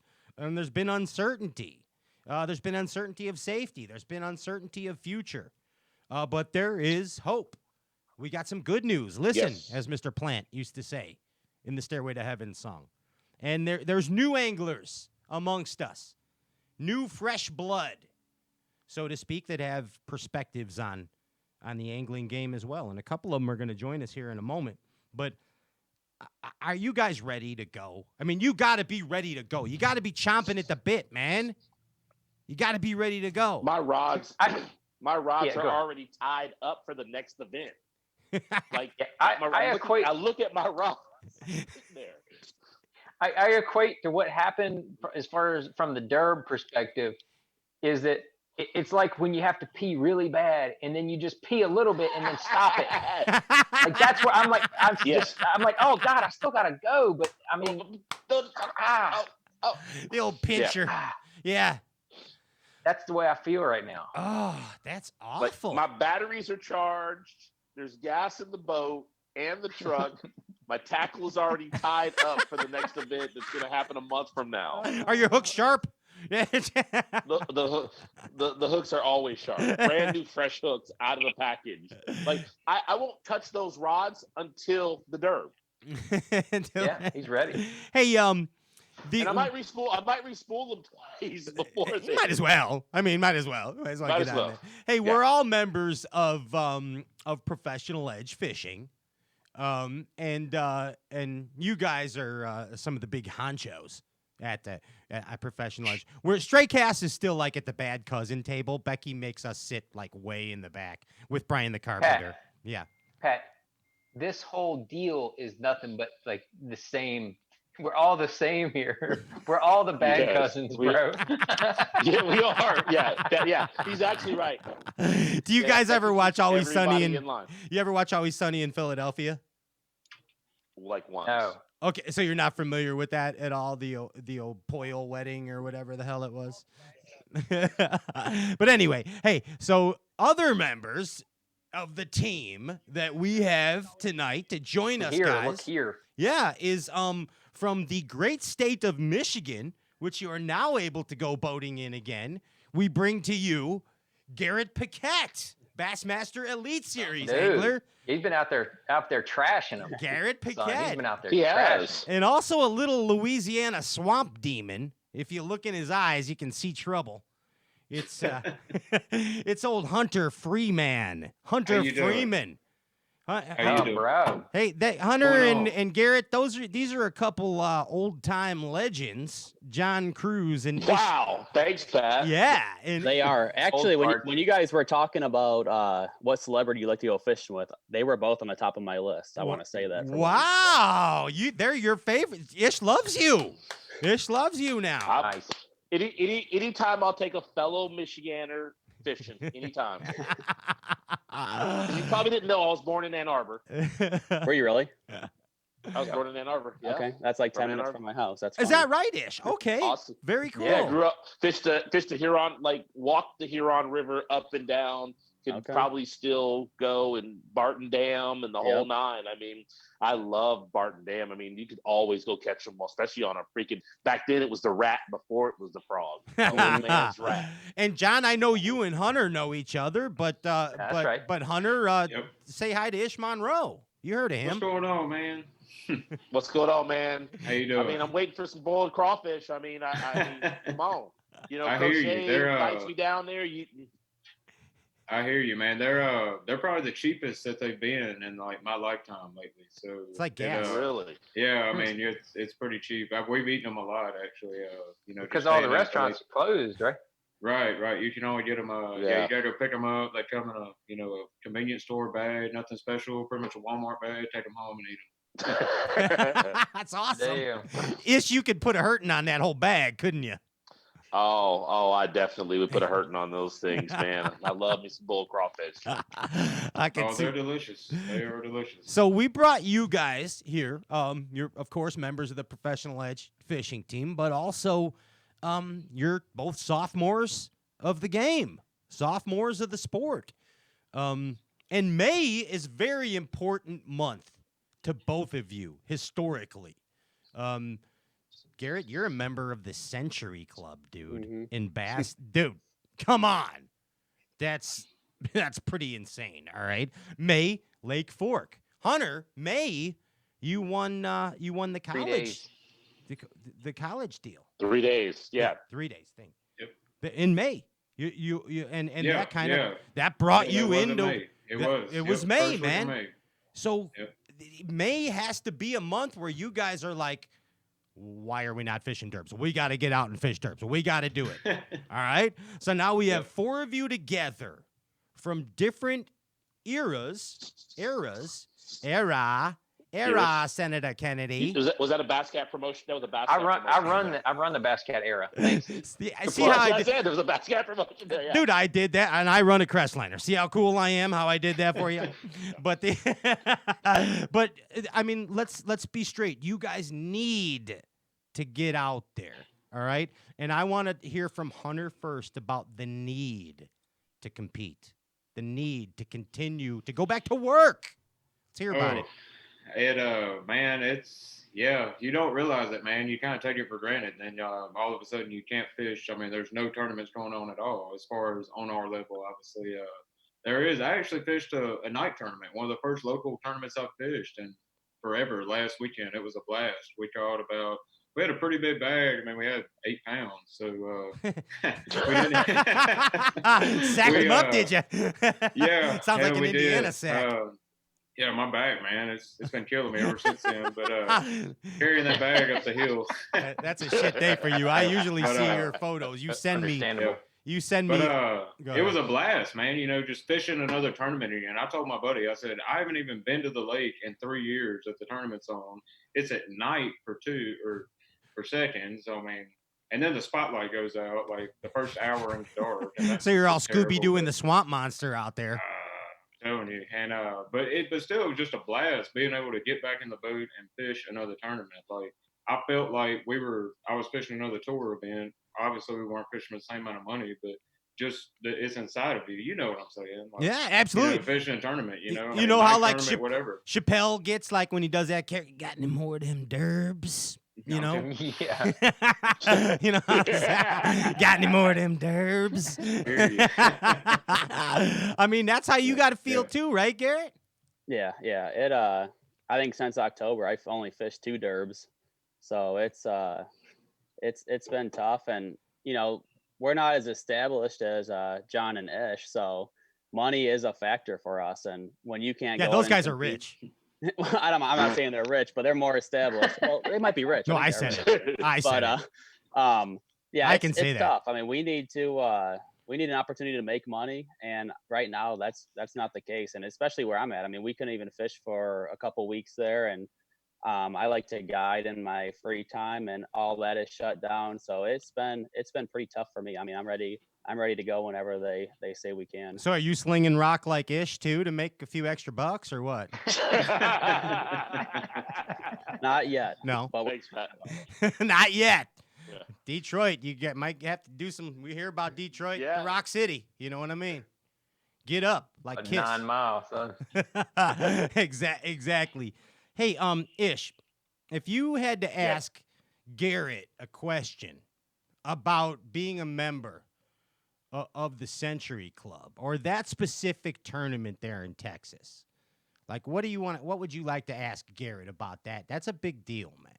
That's a big deal. Did he start shaving before or after that event? He's got to be like what? I mean, he looks like he can barely start shaving. So I mean, I guess That was great. That was amazing. Honestly, I would love to know how it feels to catch 100 pounds in 3 days. I mean, I have 2 Century Club belts, and it took me 4 days to get there. Yeah. So I mean, our tournament, that's awesome. Yeah, we were 4 days for ours. It wasn't like on the old. Were you? Yeah, it was at the old TT. I was thinking it was 4. See, I only fished 2 days, so I was just a fanboy for the rest of the time after that. But I mean, okay, so 4 days still. Yeah. I mean, it's a big damn deal. Mhm. Yeah, I know. Actually, coming into I did a podcast before the season started, and I talked about that tournament because no one had gotten into the Century Club. I think you were the last one, Ish, if I'm not mistaken, at Okeechobee. And I said that was the one that I had circled on the season because there was going to be an opportunity that someone was going to get into the Century Club, and that's not something that happens every year. So it was definitely special in that aspect, just to be able to take advantage of something that you really wanted to before the year started. You know how like you have those special moments, like, you know, like I mean, let's be just real about When he it. started shaving. Yeah, when he started shaving, are Ish, you know, when he's those spank bank moments, you know what I'm saying? That's Garrett's deal right there. Century Club. It don't get no more spank bank than a Century Club. I mean, that's honestly, it doesn't. Come It on, doesn't. 100 pounds really of bass. I'll tell you one quick story on Garrett. Is we were at that tournament, and I'm struggling just to catch 5. I'm like, out of all places, Lake Fork, right? And so I go to some trees that I got some bites off of, and I'm fishing the trees, and I look back, and Garrett's idling with a cameraman and his judge, and he's just idling out in the middle. And I was like, either he's got a good sack and he's looking for some new ones, or like he's just totally out of it. But what is he? He's got the camera guy. And then he's looking, and then all of a sudden he spins it, does a 180, stands up on the front deck of his boat, makes like 1 or 2 casts, catches one, puts it. They weigh it. He puts it in the water. He starts his motor and idles off again. I was like, wow. That happened. I think he's pretty comfortable in like his just a couple events here on the tour. I think Garrett will be just fine out here. They could be just fine.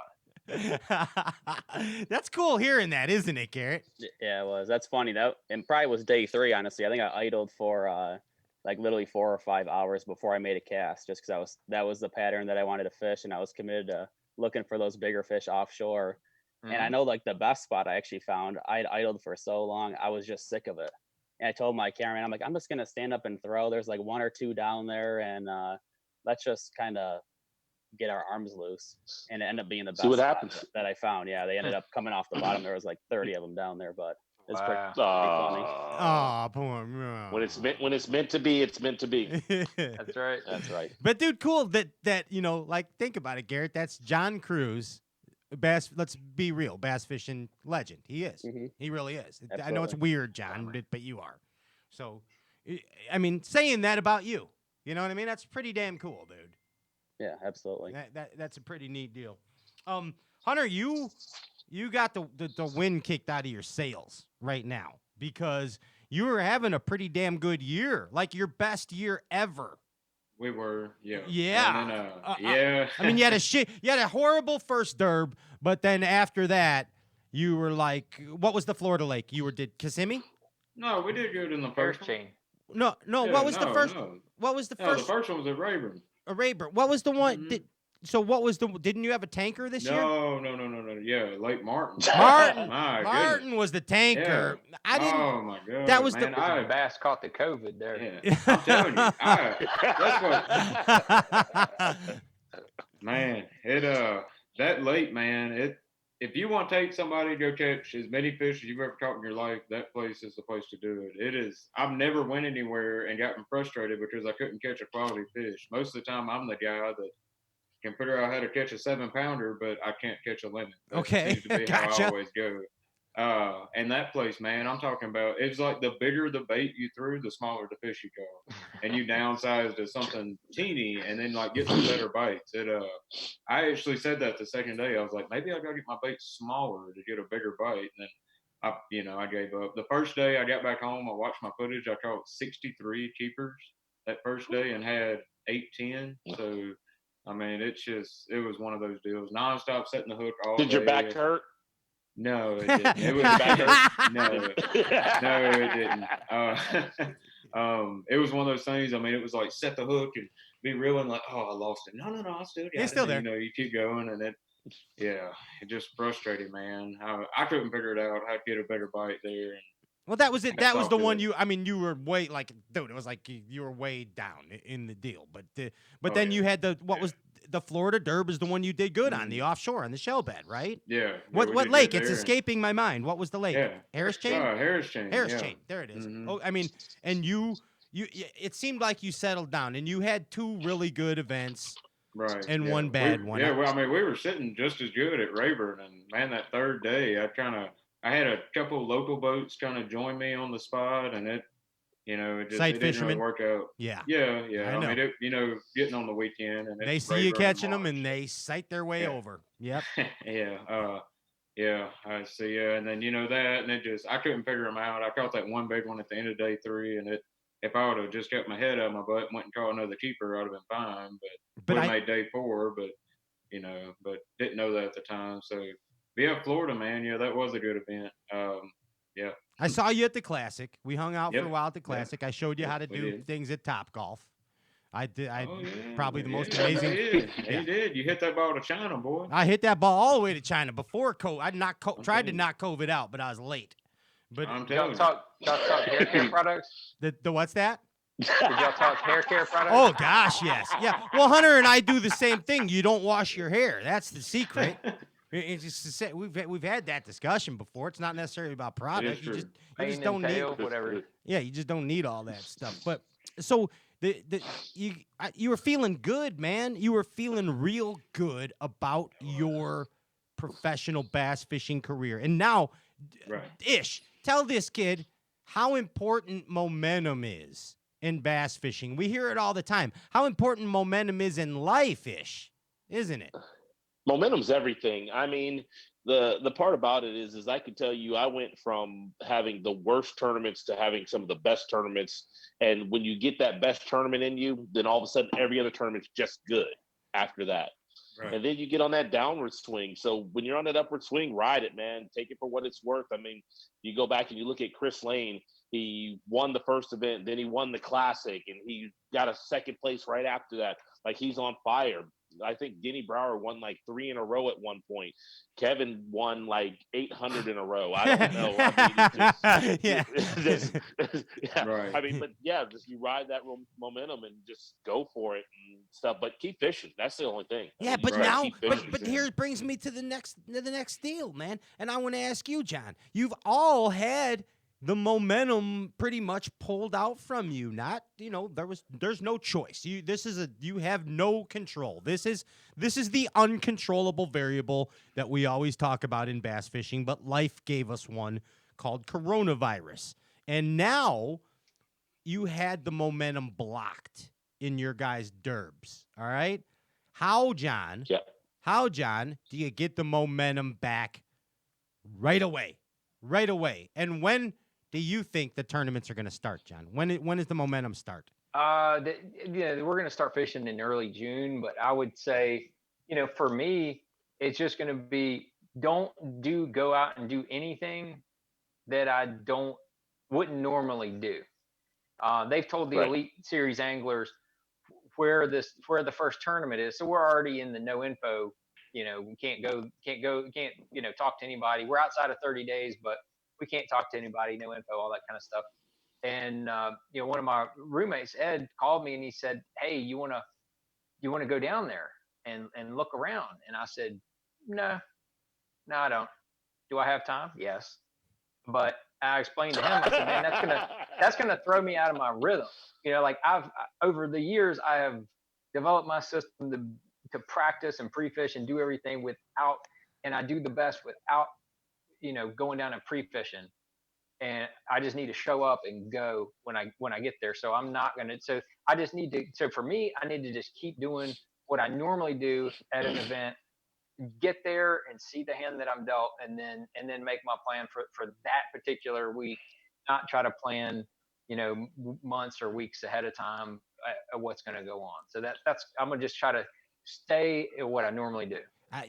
That makes perfect sense. And Garrett, that buzz, that excitement about the beginning of the Elite Series or whatever series you're in. If you're in MLF or FLW, whatever. There's that excitement. The first Derby. We're going to the Derby. It's starting. The season's starting. Throughout the first pitch. All right. Is that going to help you? Will there be a rekindle? Because you didn't have the best first tournament. Right. Yeah. I think.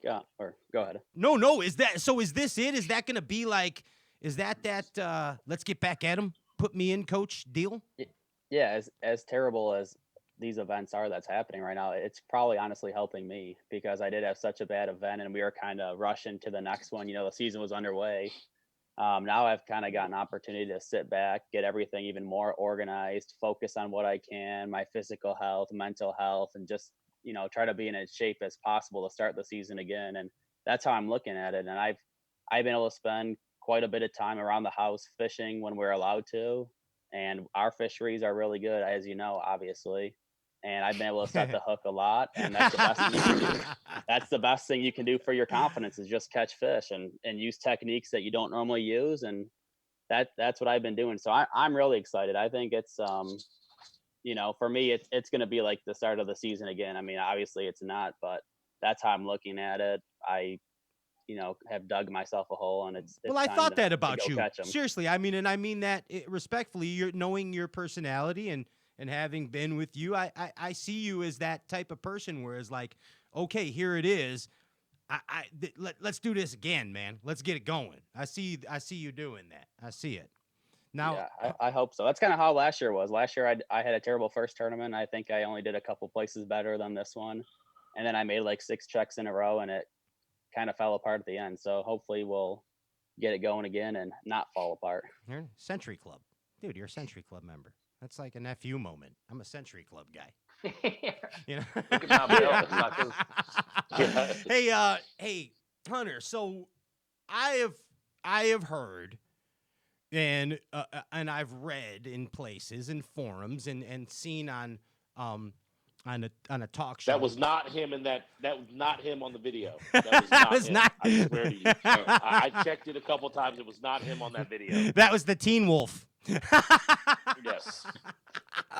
But no, so there's a bass fishing talk show that rhymes with Spike Jive, okay? Mm-hmm.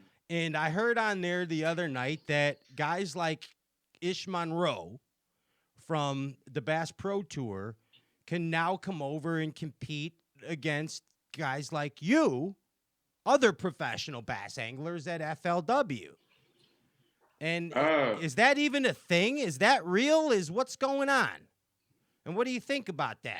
It's just going to come take all your money. No, I hope not. I hope not. Oh man, there's been some talk about stuff that's going to happen in the season. I don't think anything's set in stone and ironed out yet. I've heard the same things as everybody else. I get asked multiple times a week, what's going to happen. I was like, I don't know. I get asked every time somebody sees me, when are y'all going to start fishing again? I was like, when they announce it, I'll know, you'll know. He's like, I got you. So, I've heard some of the rumors about the MLF guys coming over, and finishing out the year, that's the deal. I've heard that they were coming. It's ironed down. Then I hear it fell apart. Then I hear that, well, only 15 of them are coming. And then I'm like, well, what 15 are coming? What if 25 of them? And then, so I was like, the MLF, the MILFs are coming. The MILFs are coming. The the milfs are Kevin coming. Van Dam, Skeet Reese, Mike Iaconelli, Britt Ayler, Jordan Lee. Oh. Yep. Yeah, y'all let all them guys come. Just keep Brian Thrift and y'all keep him over there. Thrift, I forgot. Thrift's definitely in that. Yeah. That was. And what's bad? I thought I got away from that guy. Yeah, you know what's bad is like as soon as like the whole MLF thing started and it was about MLF guys coming over. That was everybody's talked about. Oh, Van Dam, Evers, not one single FLW guy said that. Everybody went, Thrift. Just kind of stepped back and said, and that's what everybody said. We're like, damn it, we thought we got rid of Thrift. Yeah, where everybody's like, well, Brian Thrift's coming back. So you pretty much just go ahead. Every time you look at the check places for each tournament, just go ahead and scratch out one because it's going to happen. Man, that dude is just, my goodness. I watched him when I was a kid on TV. You see him at the tournaments, and it's just like, oh, yeah, figure that out. And then I kept noticing, I was like, man, every time I watch these shows, like this guy's always fishing like all 4 days. Like, and then as I got older, he's hired. So when I fished the Cup in college, first day of practice, I'm pumped up. I'm the one college kid. I pull down, got my nitro. I was the only boat in the tournament, one power boat. I was a pretty easy to spot, one pole guy. So I pull up, I'm at the boat ramp, and I'm the first one there. I wanted to be the first one there so bad, so I'm the first one there. And I see this truck like coming down, and I saw it was wrapped, and I'm looking, I'm like, who's that? About that time it pulls up, and I see the big Demiki wrap, and it's Brian Thrift, and then so it was. I mean, he is, man. He's, he is insane. He's a beast. He has every angler on the planet's respect. There is. I mean, hands down, he is a machine. And he'd fish everything, just like. I mean, let's be real about this. Greg Hackney, Ish Monroe, Kevin Van Dam, all fished 2 tours at one time. I know that it's crazy. And then honestly, when I first started following it back in the day, or when I took interest in it when I was younger, a lot of pros did fish it. You would see Ish and FLW episodes as well as Bass episodes. Like heck, one year Hackney won an elite event and he won that Pickwick tournament in FLW. Exactly. Yes. Jason Christie, same deal. Right. Exactly. Yeah. Same. Your buddy Jason. Wheeler coming over winning Bass Fest. There was several pros. So I'm telling you, watch out for Ish. If he's one of the guys, watch out for him. All right. So I gotta ask both of you guys. I gotta ask you, Ish. Well, so like, what's the deal with the Bass Pro Tour? Do you have some events ready to go? And then also, I'm gonna ask you too, Hunter. What's with FLW? Do you guys know? I mean, we know BASS early June-ish as of right now. And what about you guys? What's up, Ish? Well, I'm not going to leak out any information. We do have some stuff scheduled. Good. But once again, everything's tentative. Okay. We don't know what's going to happen in the next 3 weeks. I mean, we just had our wonderful governor said that we were going to be on, basically house arrest till June 1st. And he caught so much flack. 2 days later, he came back and said, we're skipping phase 1 and going straight to phase 2 a week later. Oh. So with stuff opening back up, if there's going to be a rise in this deal, we could be shut back down for the rest of the year. Sure. I heard today that Disney's not opening back up again until next year, 2021. Well, that makes perfect sense. Honestly, I don't know, doesn't it? 2021, 6 months, 7 months, 8 months. But later? That's a lot of people. I don't know. I but that's I can tell you, I'm not a doctor, but that's a lot of money. That's a lot of money. That's true. That's exactly what I was thinking. Yeah. Like with Disney being shut down for the rest of the year, you got to think about what they generate in business. And then with Disney being shut down, what does that do for the Orlando airport? Shoot, now you can go through, Orlando airport in minutes. The whole area. All that tourism. Right. So you're right. We don't know what's going to happen. Like I said, we have a tentative schedule. I kind of know what's going on with everything. The rumors are still rumors until it actually happens, and so I'm not the rumor guy. I'm a facts guy. So I'm telling everybody, if you don't see it posted by the organizations, it's not true until they post it. Okay, so that's all I can say. I got Flavor Flav said it best. Ish, don't believe the hype. Exactly. Don't believe the hype. Don't. Because I mean, there's been a lot of talk, obviously, and without rumors, there are some truths to it. But nobody really knows until it actually happens. Until they make an announcement, hey, MLF guys are fishing FLW, or MLF guys are not fishing FLW. Nobody really knows until the organizations actually put a press release out there. Because one thing we know at bass fishing, they always tell everybody else before they even tell the anglers. I mean, that's how it's always been. Yeah. I mean, the general public knew where the Classic was going to be before the anglers knew. I mean, that's just how it is. I mean, that's just bass fishing. No. So I've heard a lot. Like a month? Can you give that? Are you in that June time frame as well? We're hoping, yeah. That's what we're hoping for. Okay. I mean, we're shooting for that. But at the same time, we were also talking about shooting for late April. I'm with you. And then we were talking about shooting for May. So It's- now we're talking about shooting for June. It's those once uncontrollable again- variables ish. Right. There it is. Right. All of a sudden, like California, everybody gets to phase 2. People get out there, and the COVID comes back. Then what do you got? All of a sudden, everything's shut back down. 100%. I got you. So still. So until it happens, but everybody just needs to watch. I mean, there's so much great content. I was actually talking to my buddy yesterday. Like John Cruz is the video master. He has more videos out on the water than anybody I've ever seen, more than Ike and Ellie. And that's hard to do. And I'm just like, where does John find that time? John fishes. He runs missile baits.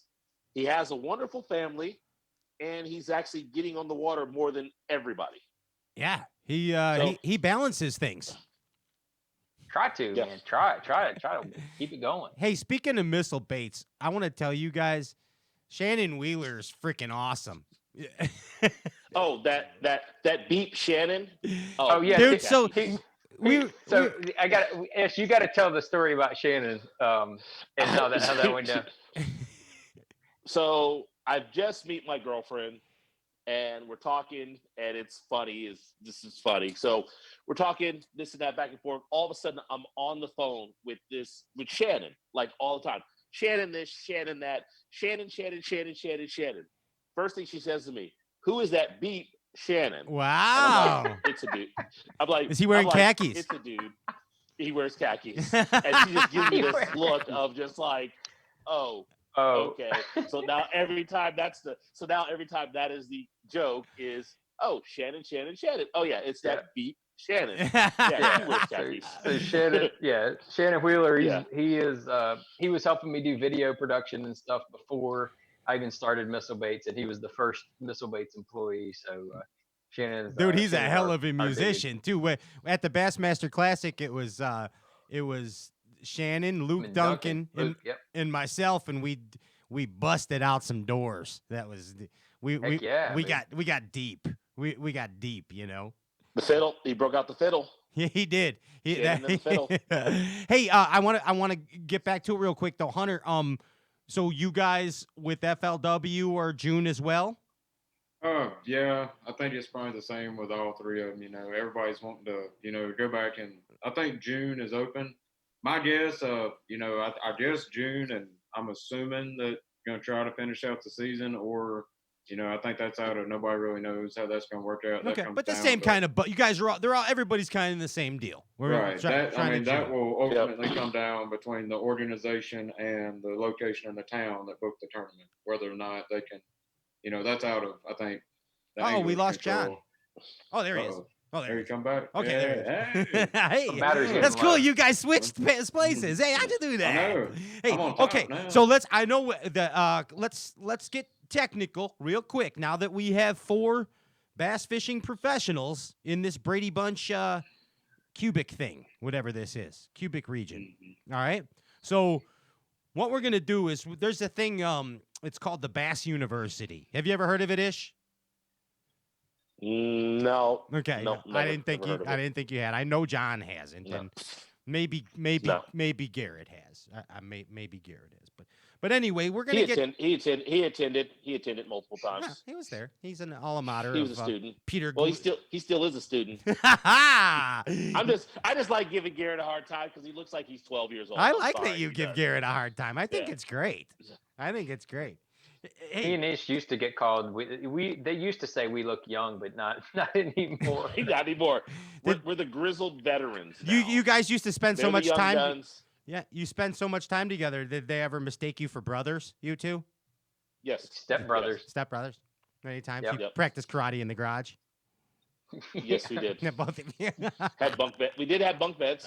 Don't you put that on my drums. Ish, I want you to get dirty. I want you to get dirty and deep and don't hold back. Are you ready? Okay. Give me Oh shoot! Here we go. Give me some dirt, man. And I'm not talking about your standard frog seminar or your. I want to know a frog trick. I want to hear something that you never talk about. I want to hear something dirty, man. A dirty frog secret. Tell me. A dirty frog And secret. it better not be something you told on. If I go back in tapes and find that you said this before, that's it. Then A Hunter's dirty never. frog secret. Yeah, Hunter's never come on the show again if you lie. When you're fishing a mat, color does not matter. When you're fishing a mat, color does not matter. Wow. Okay. It's all silhouette, huh? But I probably just got fired for saying that. No, but you were because- real. In fact, you sold more frogs. That was good. I hope so. That was good. But Okay. I mean, it's honest. Honestly, when it comes to a mat, color doesn't I'll matter. give you a secret. Okay. Ish throws his own frog, and a lot of people try to come get him. Yes, they do. Okay. There it is. Garrett, give me a smallmouth secret. Some dirt.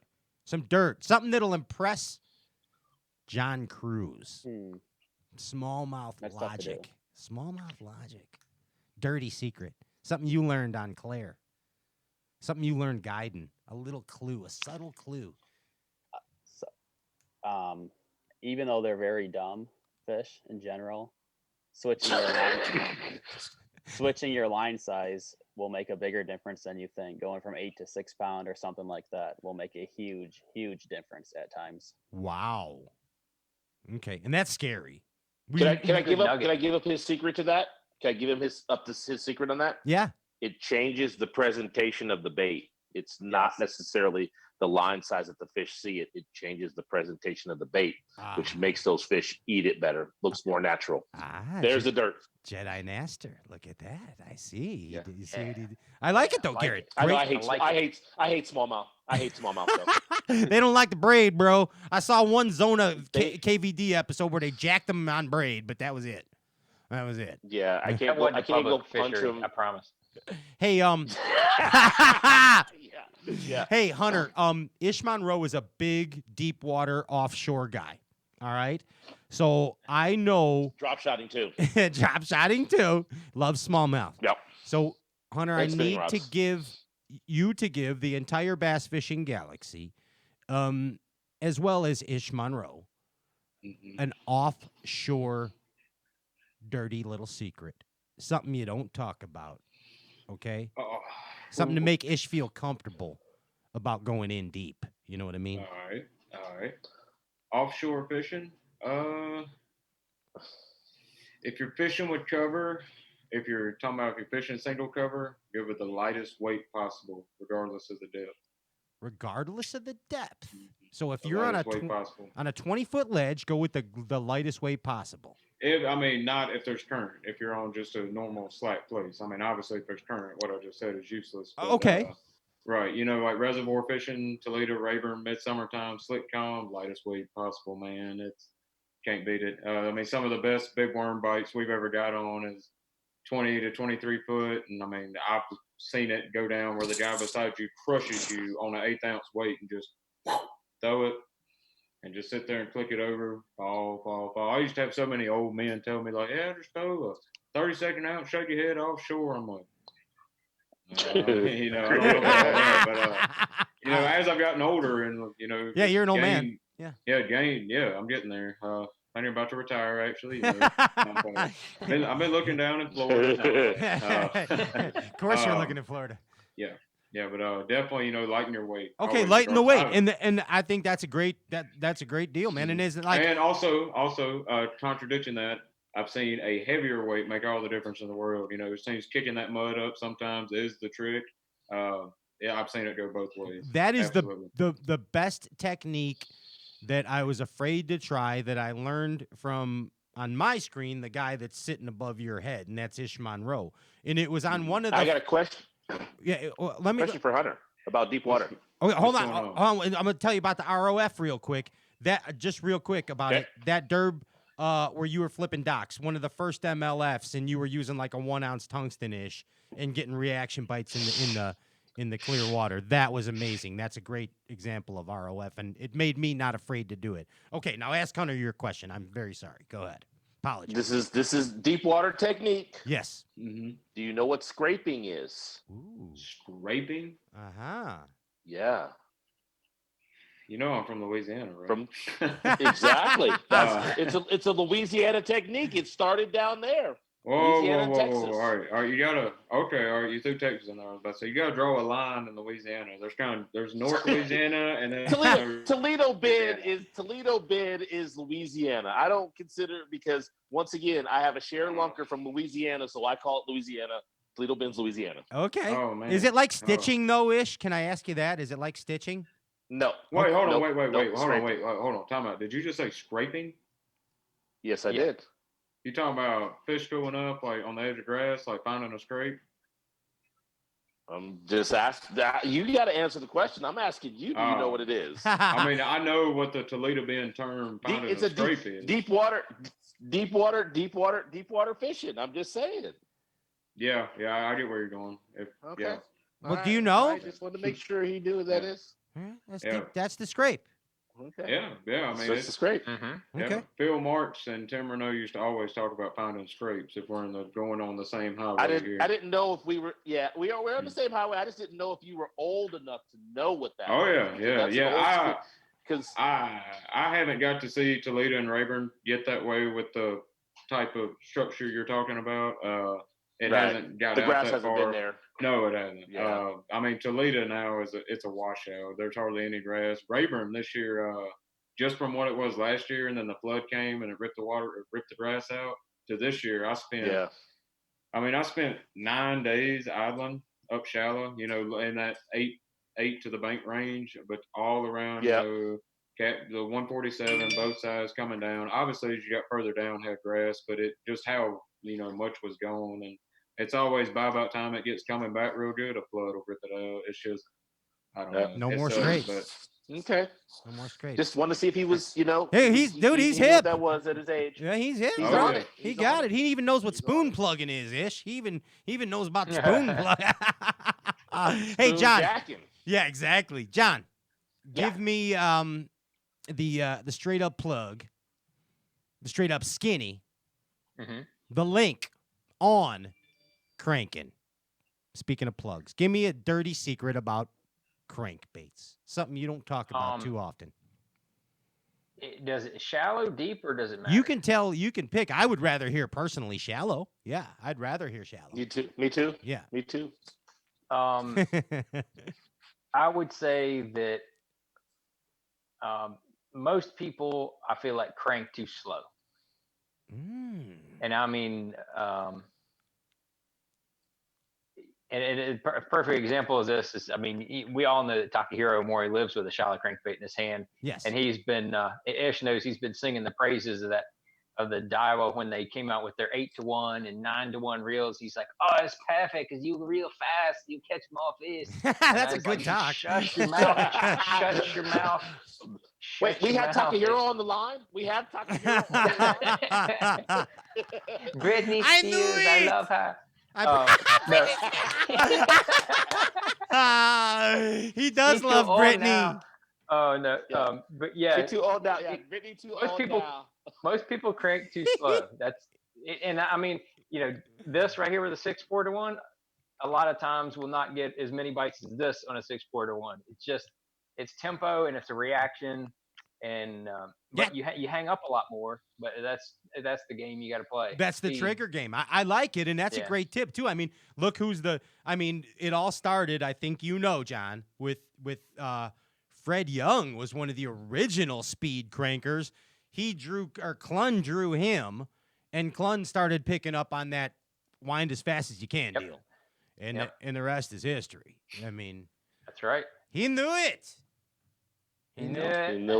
I knew it. If I found out, I don't know what to say. Hey, Britney Spears too old now. I like she's too old now. I like Miley. Yeah. Besides Ratchet, she's too old now. I think. She's a Louisiana girl, Hunter. Too. She's a Louisiana girl. Brittany is. He knows her. Yeah, you hung out with her, right? Who?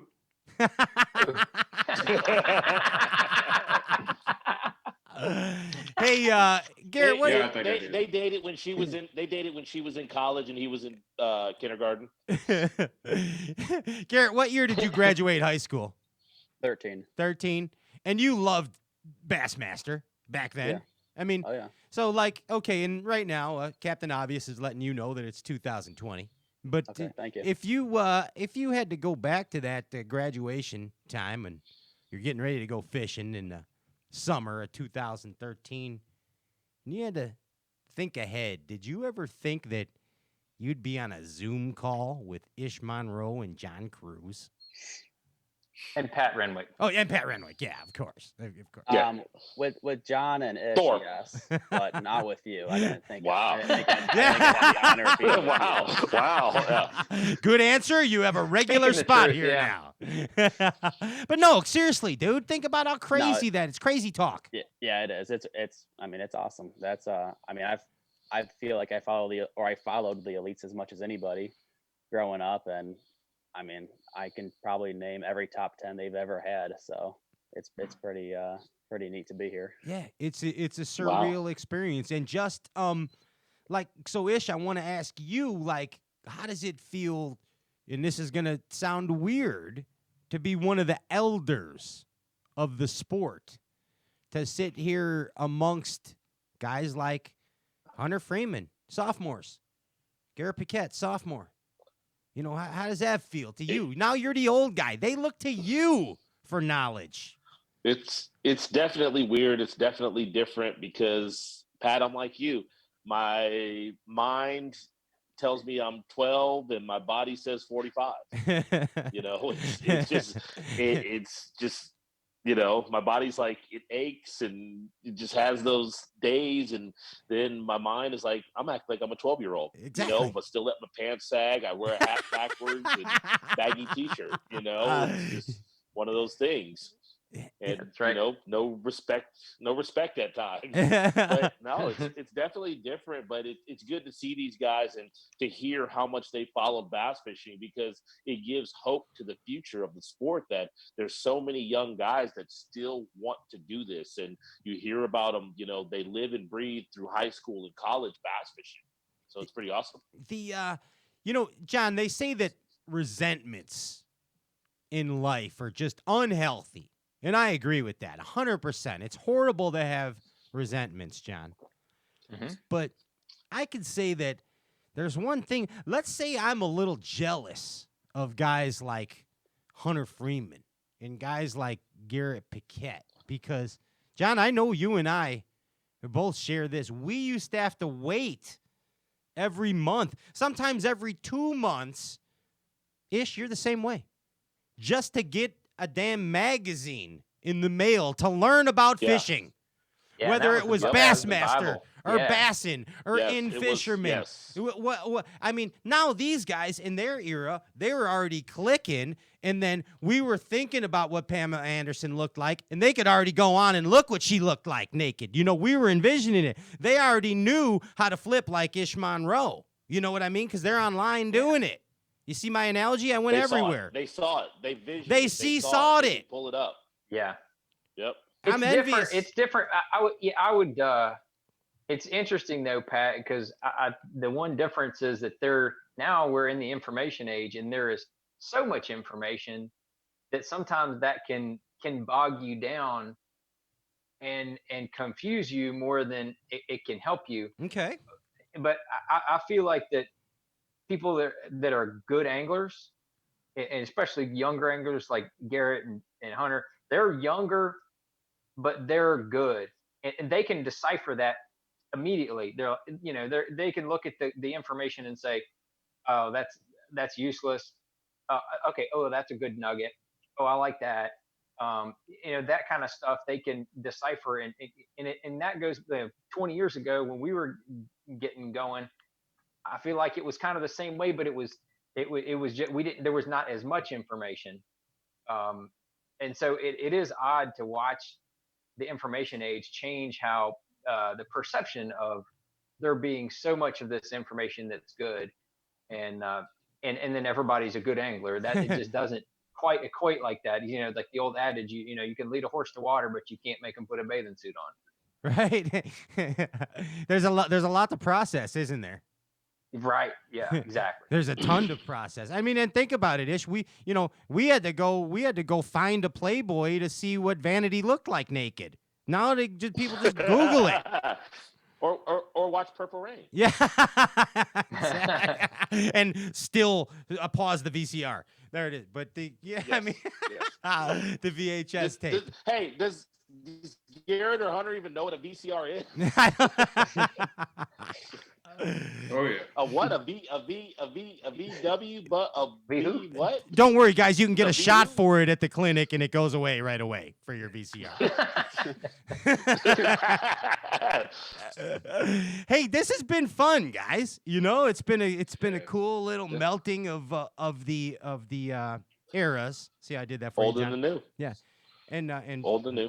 Yeah, it's pretty cool, man. And I'm happy to be teammates of your guys on Professional Edge, man. It's good that we all work together on this, and together we can achieve happiness in the bass fishing galaxy. Yes. For all, Right. and unity for all bass fishermen. Yes. No division, no scheduling on top of each other. Only unity in the bass galaxy. Are you guys with me? That would be awesome. Are you with me? That would be awesome. It would be amazing. It would I'd be amazing. get my roommate back. Hey, I want to tell you guys sincerely that, seriously, as I say often, that you're all in inspiration to me. You really are. You all have inspired me in different ways. As a fan of the sport, not only as a bass fishing talk show host, but as a fan of the sport and friends. You guys, Ish, you give me business advice. I love it. Hunter makes me less afraid of deep water, but I still don't go out there. It is scary. I'm with you. It is scary. That's a scary place to be. It's unknown. I hate it. I hate the damn. I am not James T. Kirk. I'm not James T. Kirk. Ish, I'm gonna tell you something, man. I mean, like, it's really cool that things are happening for stray casts in the bass fishing world. And this year, I got an awesome boat to run around in from Crestliner. It's amazing, and on it, it's a good boat. It's got fish finders on it. Okay, so the neighbor kid came over and showed me how to turn them on. And yeah, so it's amazing. Now I don't have to use my rich forehand 8-foot parabolic flip stick to tell the bottom hardness and how deep things are. And I don't have to put my tongue in the water. It's very unsanitary. Now I know what the temperature is. It's a modern miracle of science. Okay. So yeah, awesome. I'm scared of deep water. That was the point of that. Yes. Garrett Paquette, you inspire me. Because you're a member of the Century Club and you're like 10. I mean, you're only 10 years. I mean, she's criminy. Let's be real, John Cruz. I mean, the kid's a member of the Century Club.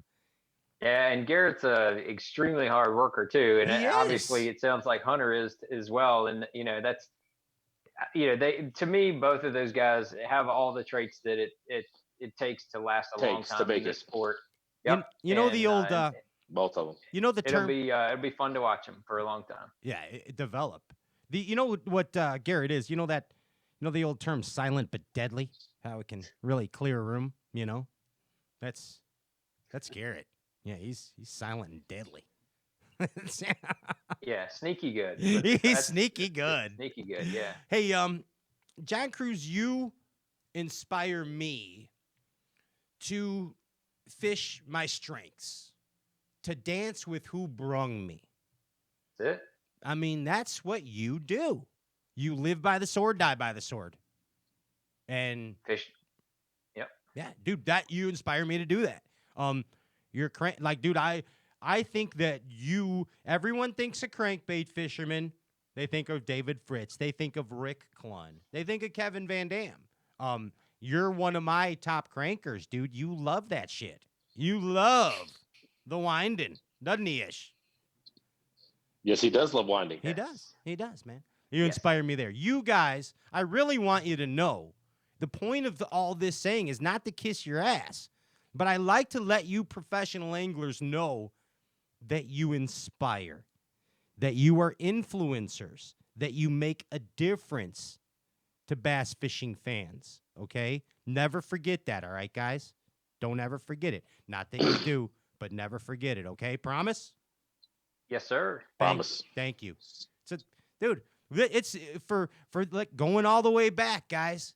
That common bond that we share, Ish Monroe, that stupid fish, that amazing, wonderful, stupid fish. And I call him stupid because it kicks our ass so many times. But Yes, it does. That's the common bond. That's what we share. Guys, thank you. Thank you so much for coming to the Happy House. Straight Cast Unplugged tonight.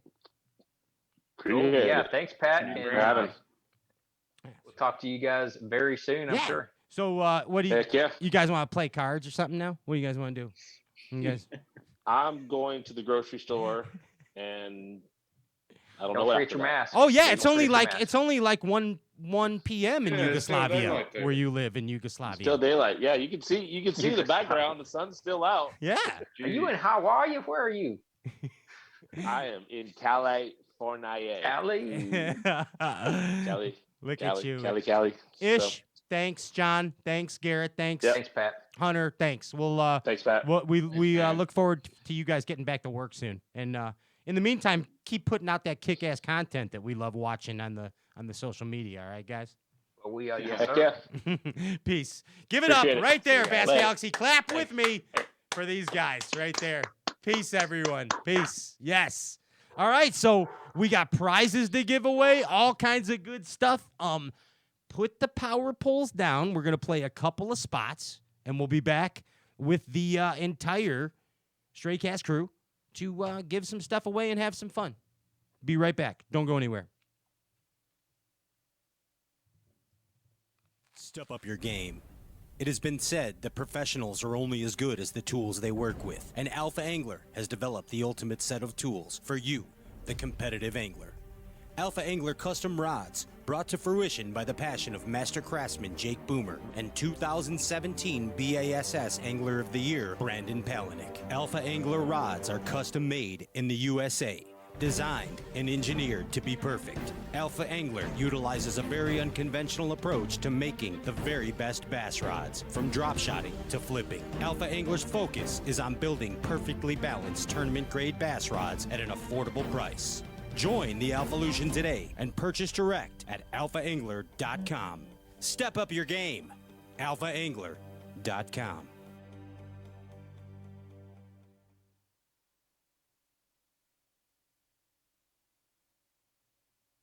As a professional angler, I rely on my equipment to be successful on the water, and my eyewear is no exception. Oh, yep, good one. 6 pounder, 7 pounder. From daylight till dark, every single day of my life, in the truck, on the water. My Amphibia eye gear provide 100% polarized protection. They're ANSI safety rated for impact, and best of all, they float. And they float.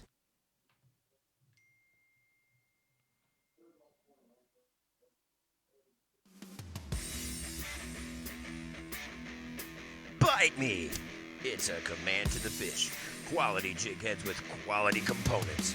With tried and true tackle like the Big Dude Goby head, the Hunter or Jacob head, or all new tackle like the Jackpot Net head or Buster Swim Bait head. Bite me! It's a command to the fish. Get the lead out and visit VikingTackle.net today.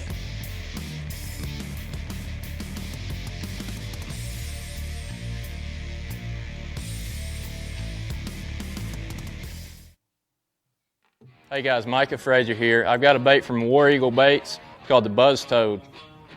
Big thing lately has been putting a toad style bait on a buzz bait, and preferably it's my favorite way to fish one. This bait here's got a quick planing head, a great hook, and it squeals right out of the package. The body of this bait is big and bulky, so it allows you to skip it. It planes quicker than a skirted bait would. In my opinion, it's just the way to fish a buzz bait. So y'all check this thing out. It's pretty awesome.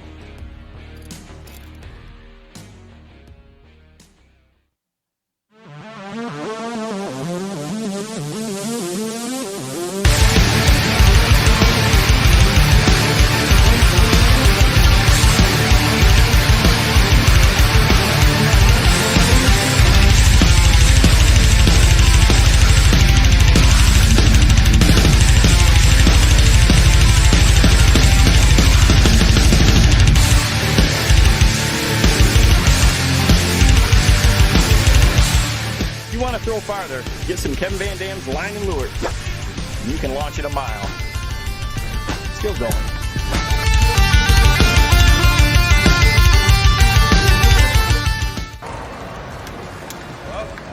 Better stick to fishing.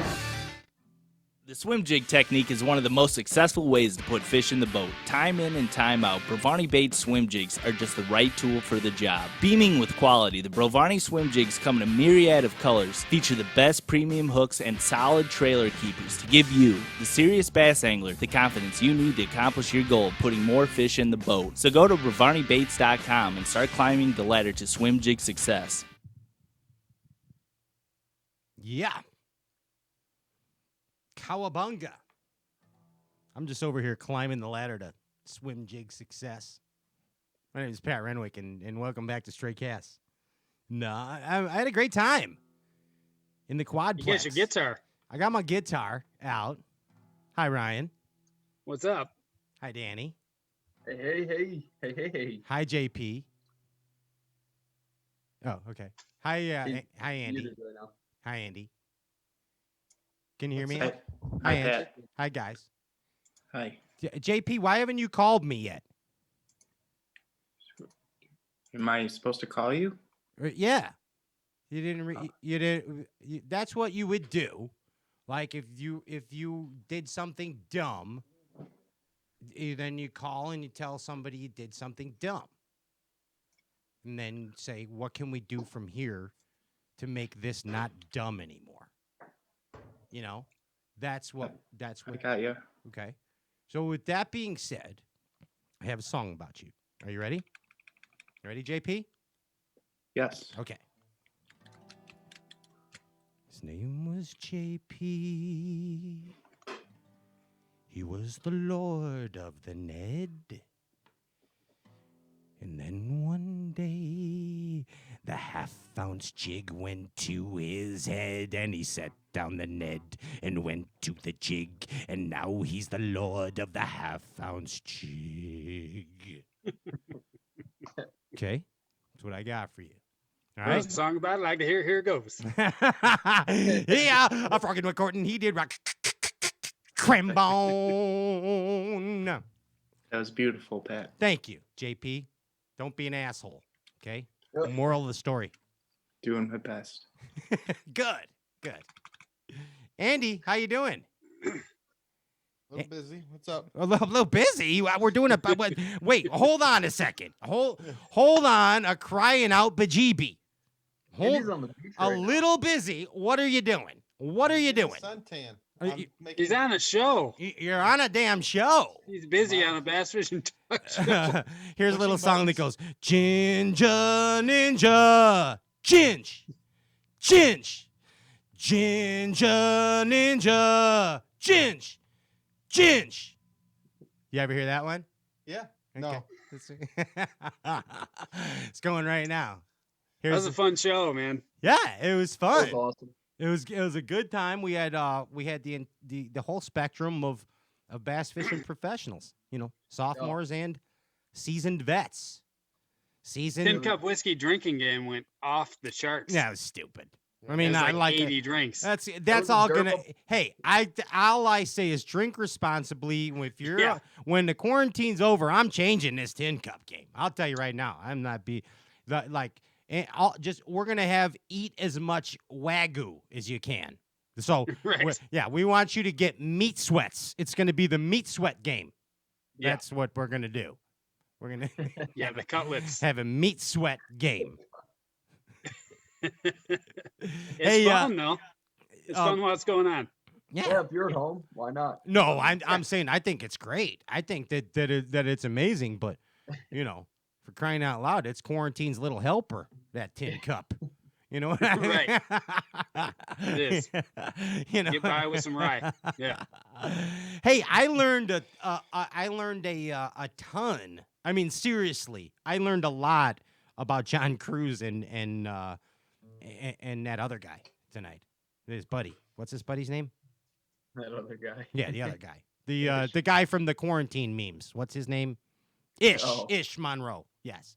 I learned a lot from those guys. I learned a lot about them and a lot about bass fishing. I thought it was I don't know. It was interesting. Now next it was week really fun. Next week we got John Cox. Okay. Yes. And then I told you guys we were going to have an alien on the show this week, but I changed it up.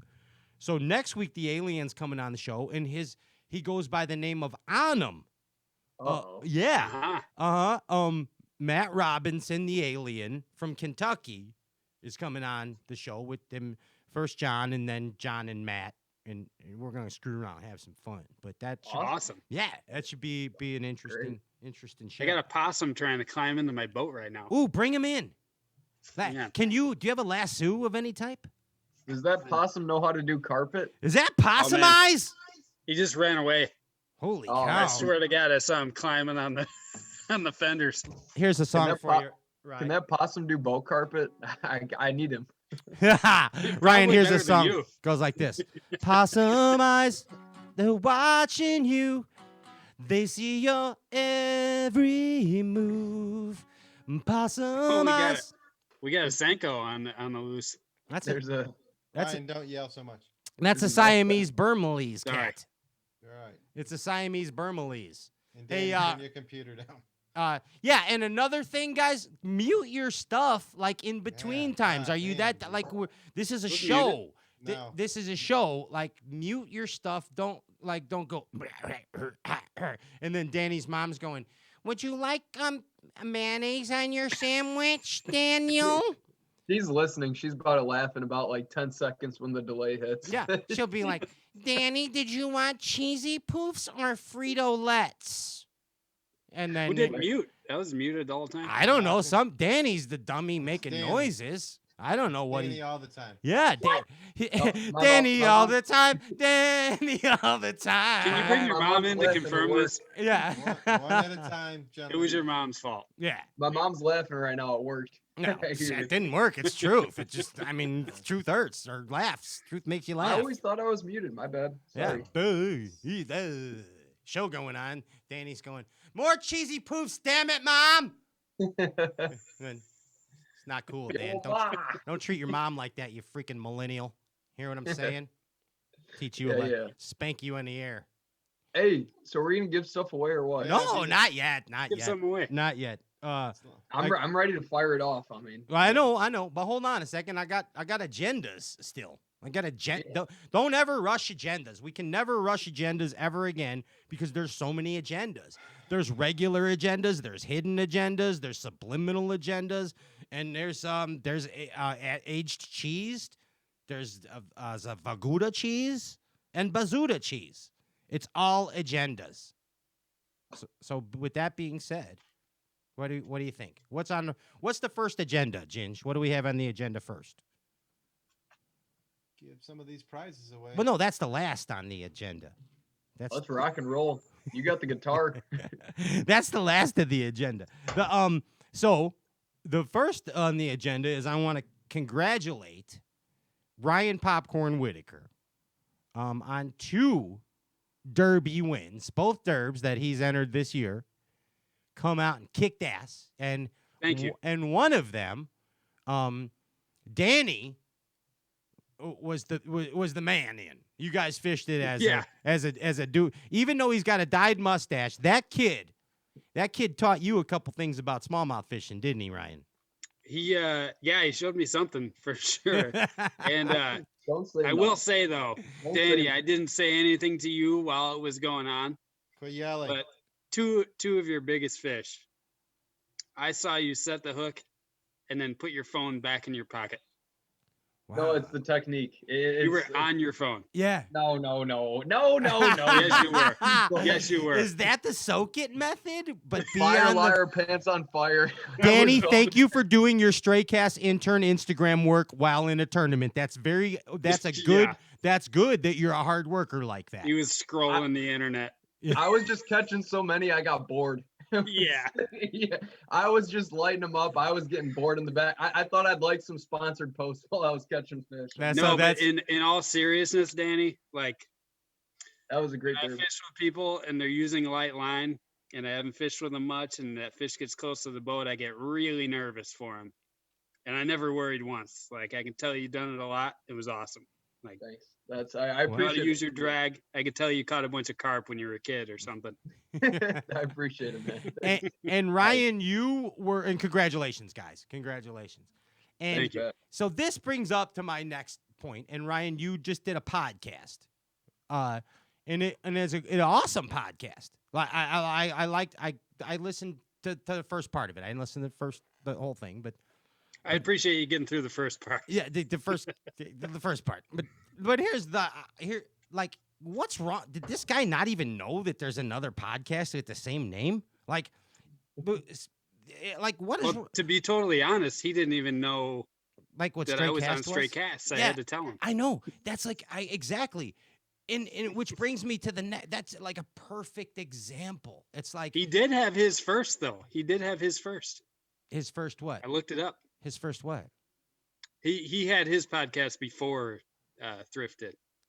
Oh, well, great, fine, but Thrift's a better fisherman and cooler, so Thrift gets it. True, but hold on, but like here's the deal. So like when we first started this thing, right?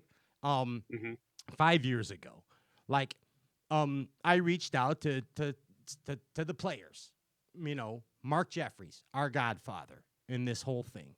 And of course to the Ike Live bunch. Now, I had been doing this show on the radio in this format for 5 years previous to Stray Cast, but I had no clue about internet stuff. So I reached Bass Buzz, yeah, Bass Buzz. So I reached out to Jeffries and I reached out to the Ike Live guys, and Brian the Carpenter and I became very good friends because of it. Yeah, and Jeffries immediately liked you from the get-go. He hated me. Yeah, truth of the matter is, and he ignored my messages. Yeah. But the fact of the matter is now Mark Jeffries and I are friends. We're comrades. Awesome guy. We're peers. Yeah. And I respect Mark. He is the godfather of bass fishing talk shows. But he used to, when we first came on the scene, he would be like, all right, who the hell is this guy? Who's this hippie? Why is Rick Clunn and Kevin Van Dam coming on his show? And I'm not sure that is correct.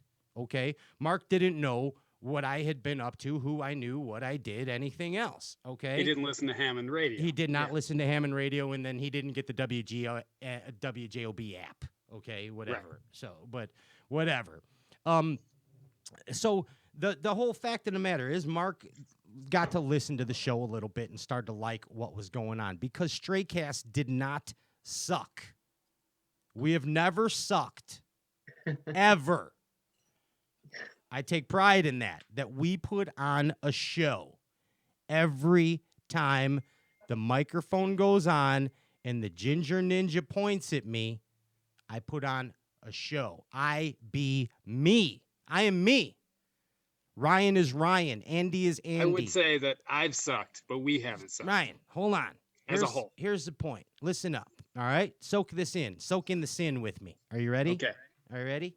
So the fact of the matter is that all of a sudden, I understand where Mark Jeffries was coming from because there's podcasts everywhere.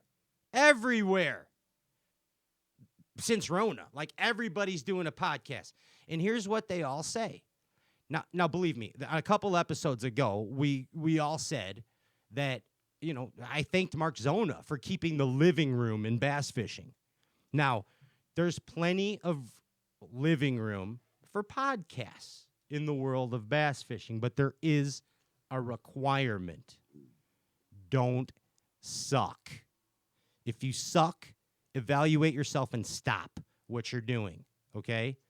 Don't suck at podcasts because it just makes it uncool for podcasts and webcasts, and we're a show anyway.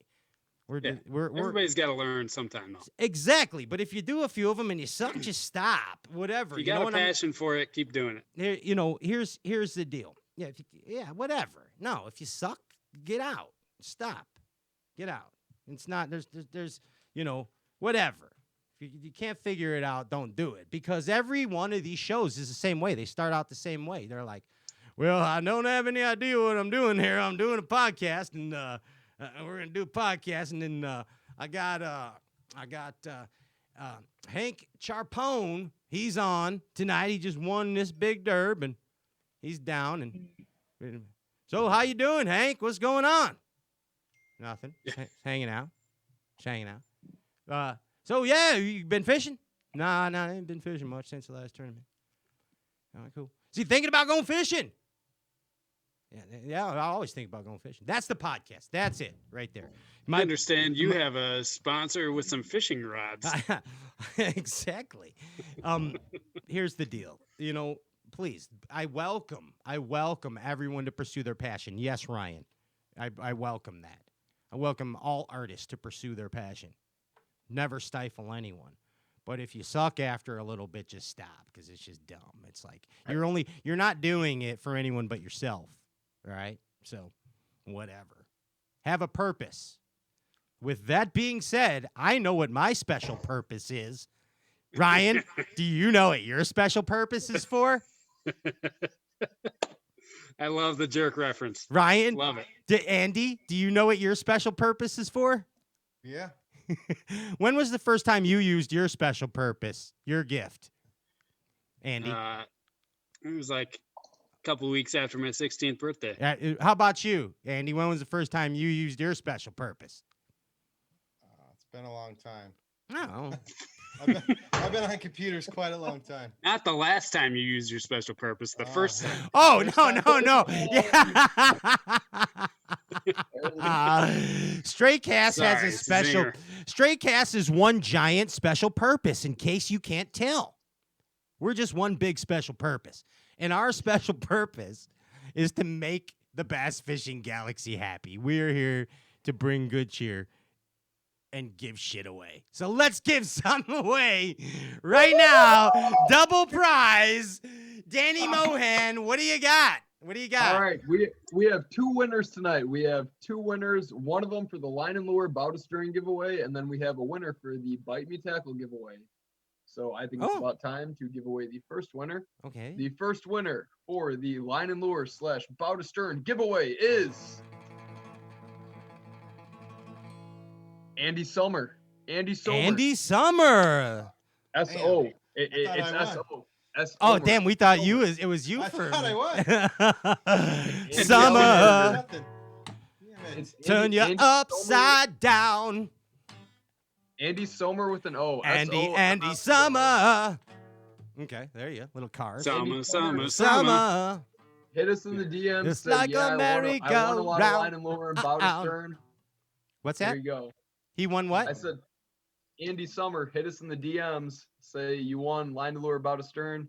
We'll get you your product right away, sir. And make sure that you put the secret code. In order to win, you had to redeem the secret code that Danny gave at the beginning of the show. So if you didn't catch that, Andy Summer, you're SOL. Then it is mine. And it is Andy. I can vouch for that bow to stern, too. I just washed my boat for the first time and the only time this year. You washed the heck. You went buffing. I did. Ryan went a buffing and he did ride. Yeah. It looks good right now. It's going to be dirty in a week. Dirty. Yeah, the Jagoff who had my boat before I got it, he never used bow to stern. I didn't clean that thing. No. The guy who had my boat never used bow to stern. That's for you to do. All right. So our second winner, the second winner of our grand prize giveaway for Bite Me Tackle, $50. Bite Me Tackle. Get yourself some jackpot nut heads. It's a lot of jig heads. Huh? $50. That's a lot of jig heads. Worth Yeah. of jig heads. A lot of jig $50 heads. worth of jig heads. The winner is $50 worth of jig Derek heads. Sadowski. Congrats, Derek. You have just won yourself $50 of Bite Me. Derek who? Derek Sadowski. Derek Sadowski. That reminds me of another song. Sadowski, Bahama, come on, Derek Sadowski, you won $50 of Bite Me, jig heads on the Stray Cast Show, you lucky dog, you just won $50 of Bite Me stuff, right there. All right. Brian Wilson. Yes, thank you. Guys, with all that being said, I need you all to do me a favor, all right? What's that? I'm going to put my guitar down, all right? I'm going to take this foot, and I'm going to put it on the side of that face. You know what movie that's from? Nope. Billy Jack. Look it up. Anyway, I'm going to put the guitar down, and I'm going to walk away, but you guys need to tell the whole Bass Galaxy who's coming on again next week, what time, and thank all our sponsors. Okay? Oh, God. Okay, guys? Do it. I'm walking away. Take care of business. Danny, I'm counting on you. All right? Got it. Yeah, I'm not. Does your mom need to help you, Dan? Ma, announce the next week. Mom, come help with the sponsors and bring me another sandwich and cheesy poofs and She'll chili come. cheese I mean, Fritos. If you want to get my mom on the show, I'm one call away from getting Mama Sue up here. It'll happen eventually. It'll happen eventually. But I'll tell you what, Bass Galaxy, I'm Pat Renwick. Peace. I love you. I love the common bond that we share of bass fishing, and I will see you here next Wednesday at 7:00. Maybe with replugged in stray casts. You never know. May 13th. See you next week. I think my mom's coming. Your Hold mom's on. coming? No. I swear, here she is. Yes, she is. In here. Get in. Here's Mama Sue. Hey, Mama Mohan. Oh, Bass Galaxy. All right, next week guests. Do you know who they are? This is awesome. We by the got way. John Cox. Top secret stuff. I don't know All these right, things. next week's guest, we have John Cox and Onum Fishing. We have Onum Fishing and John Cox next week. Everyone, make sure you tune in. John Cox, we're going to go over some great stuff. Onum, Matt Roberson, going to be great. And can you name a couple Stray Cast sponsors, Mom? A couple. I do the laundry. I know all the sponsors. Do you know a guy named Carl? Tin Cup. Oh, Tin Cup whiskey. That's one of them. You got one. Any more? Ooh, that's two. TH Marine. Oh, TH Marine. Yes. Alpha Angler. Abu Garcia. Yes. Berkeley. What's the guy? It's a guy. That's a the Carl's. That's it. Carl's Bait and Tackle. Carl's Bait and Tackle. Isn't that the place where you have your cart? Yeah. He's got a full cart. He's always got a full cart at Carl's. Crestliner boats, of course. Yes. Ooh, what's the boat cleaner? Bow to stern. Bow to stern. Bow to stern. See? And line and lure. What about the fishing line? Ma, the fishing line. Line to lure. Boom! Line and lure.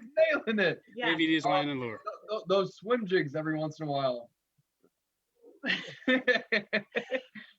Ravarni swim jigs. And what are those things that hang off the back of bass boats that keep you in place? Yeah, those water anchor sort of things. You got it.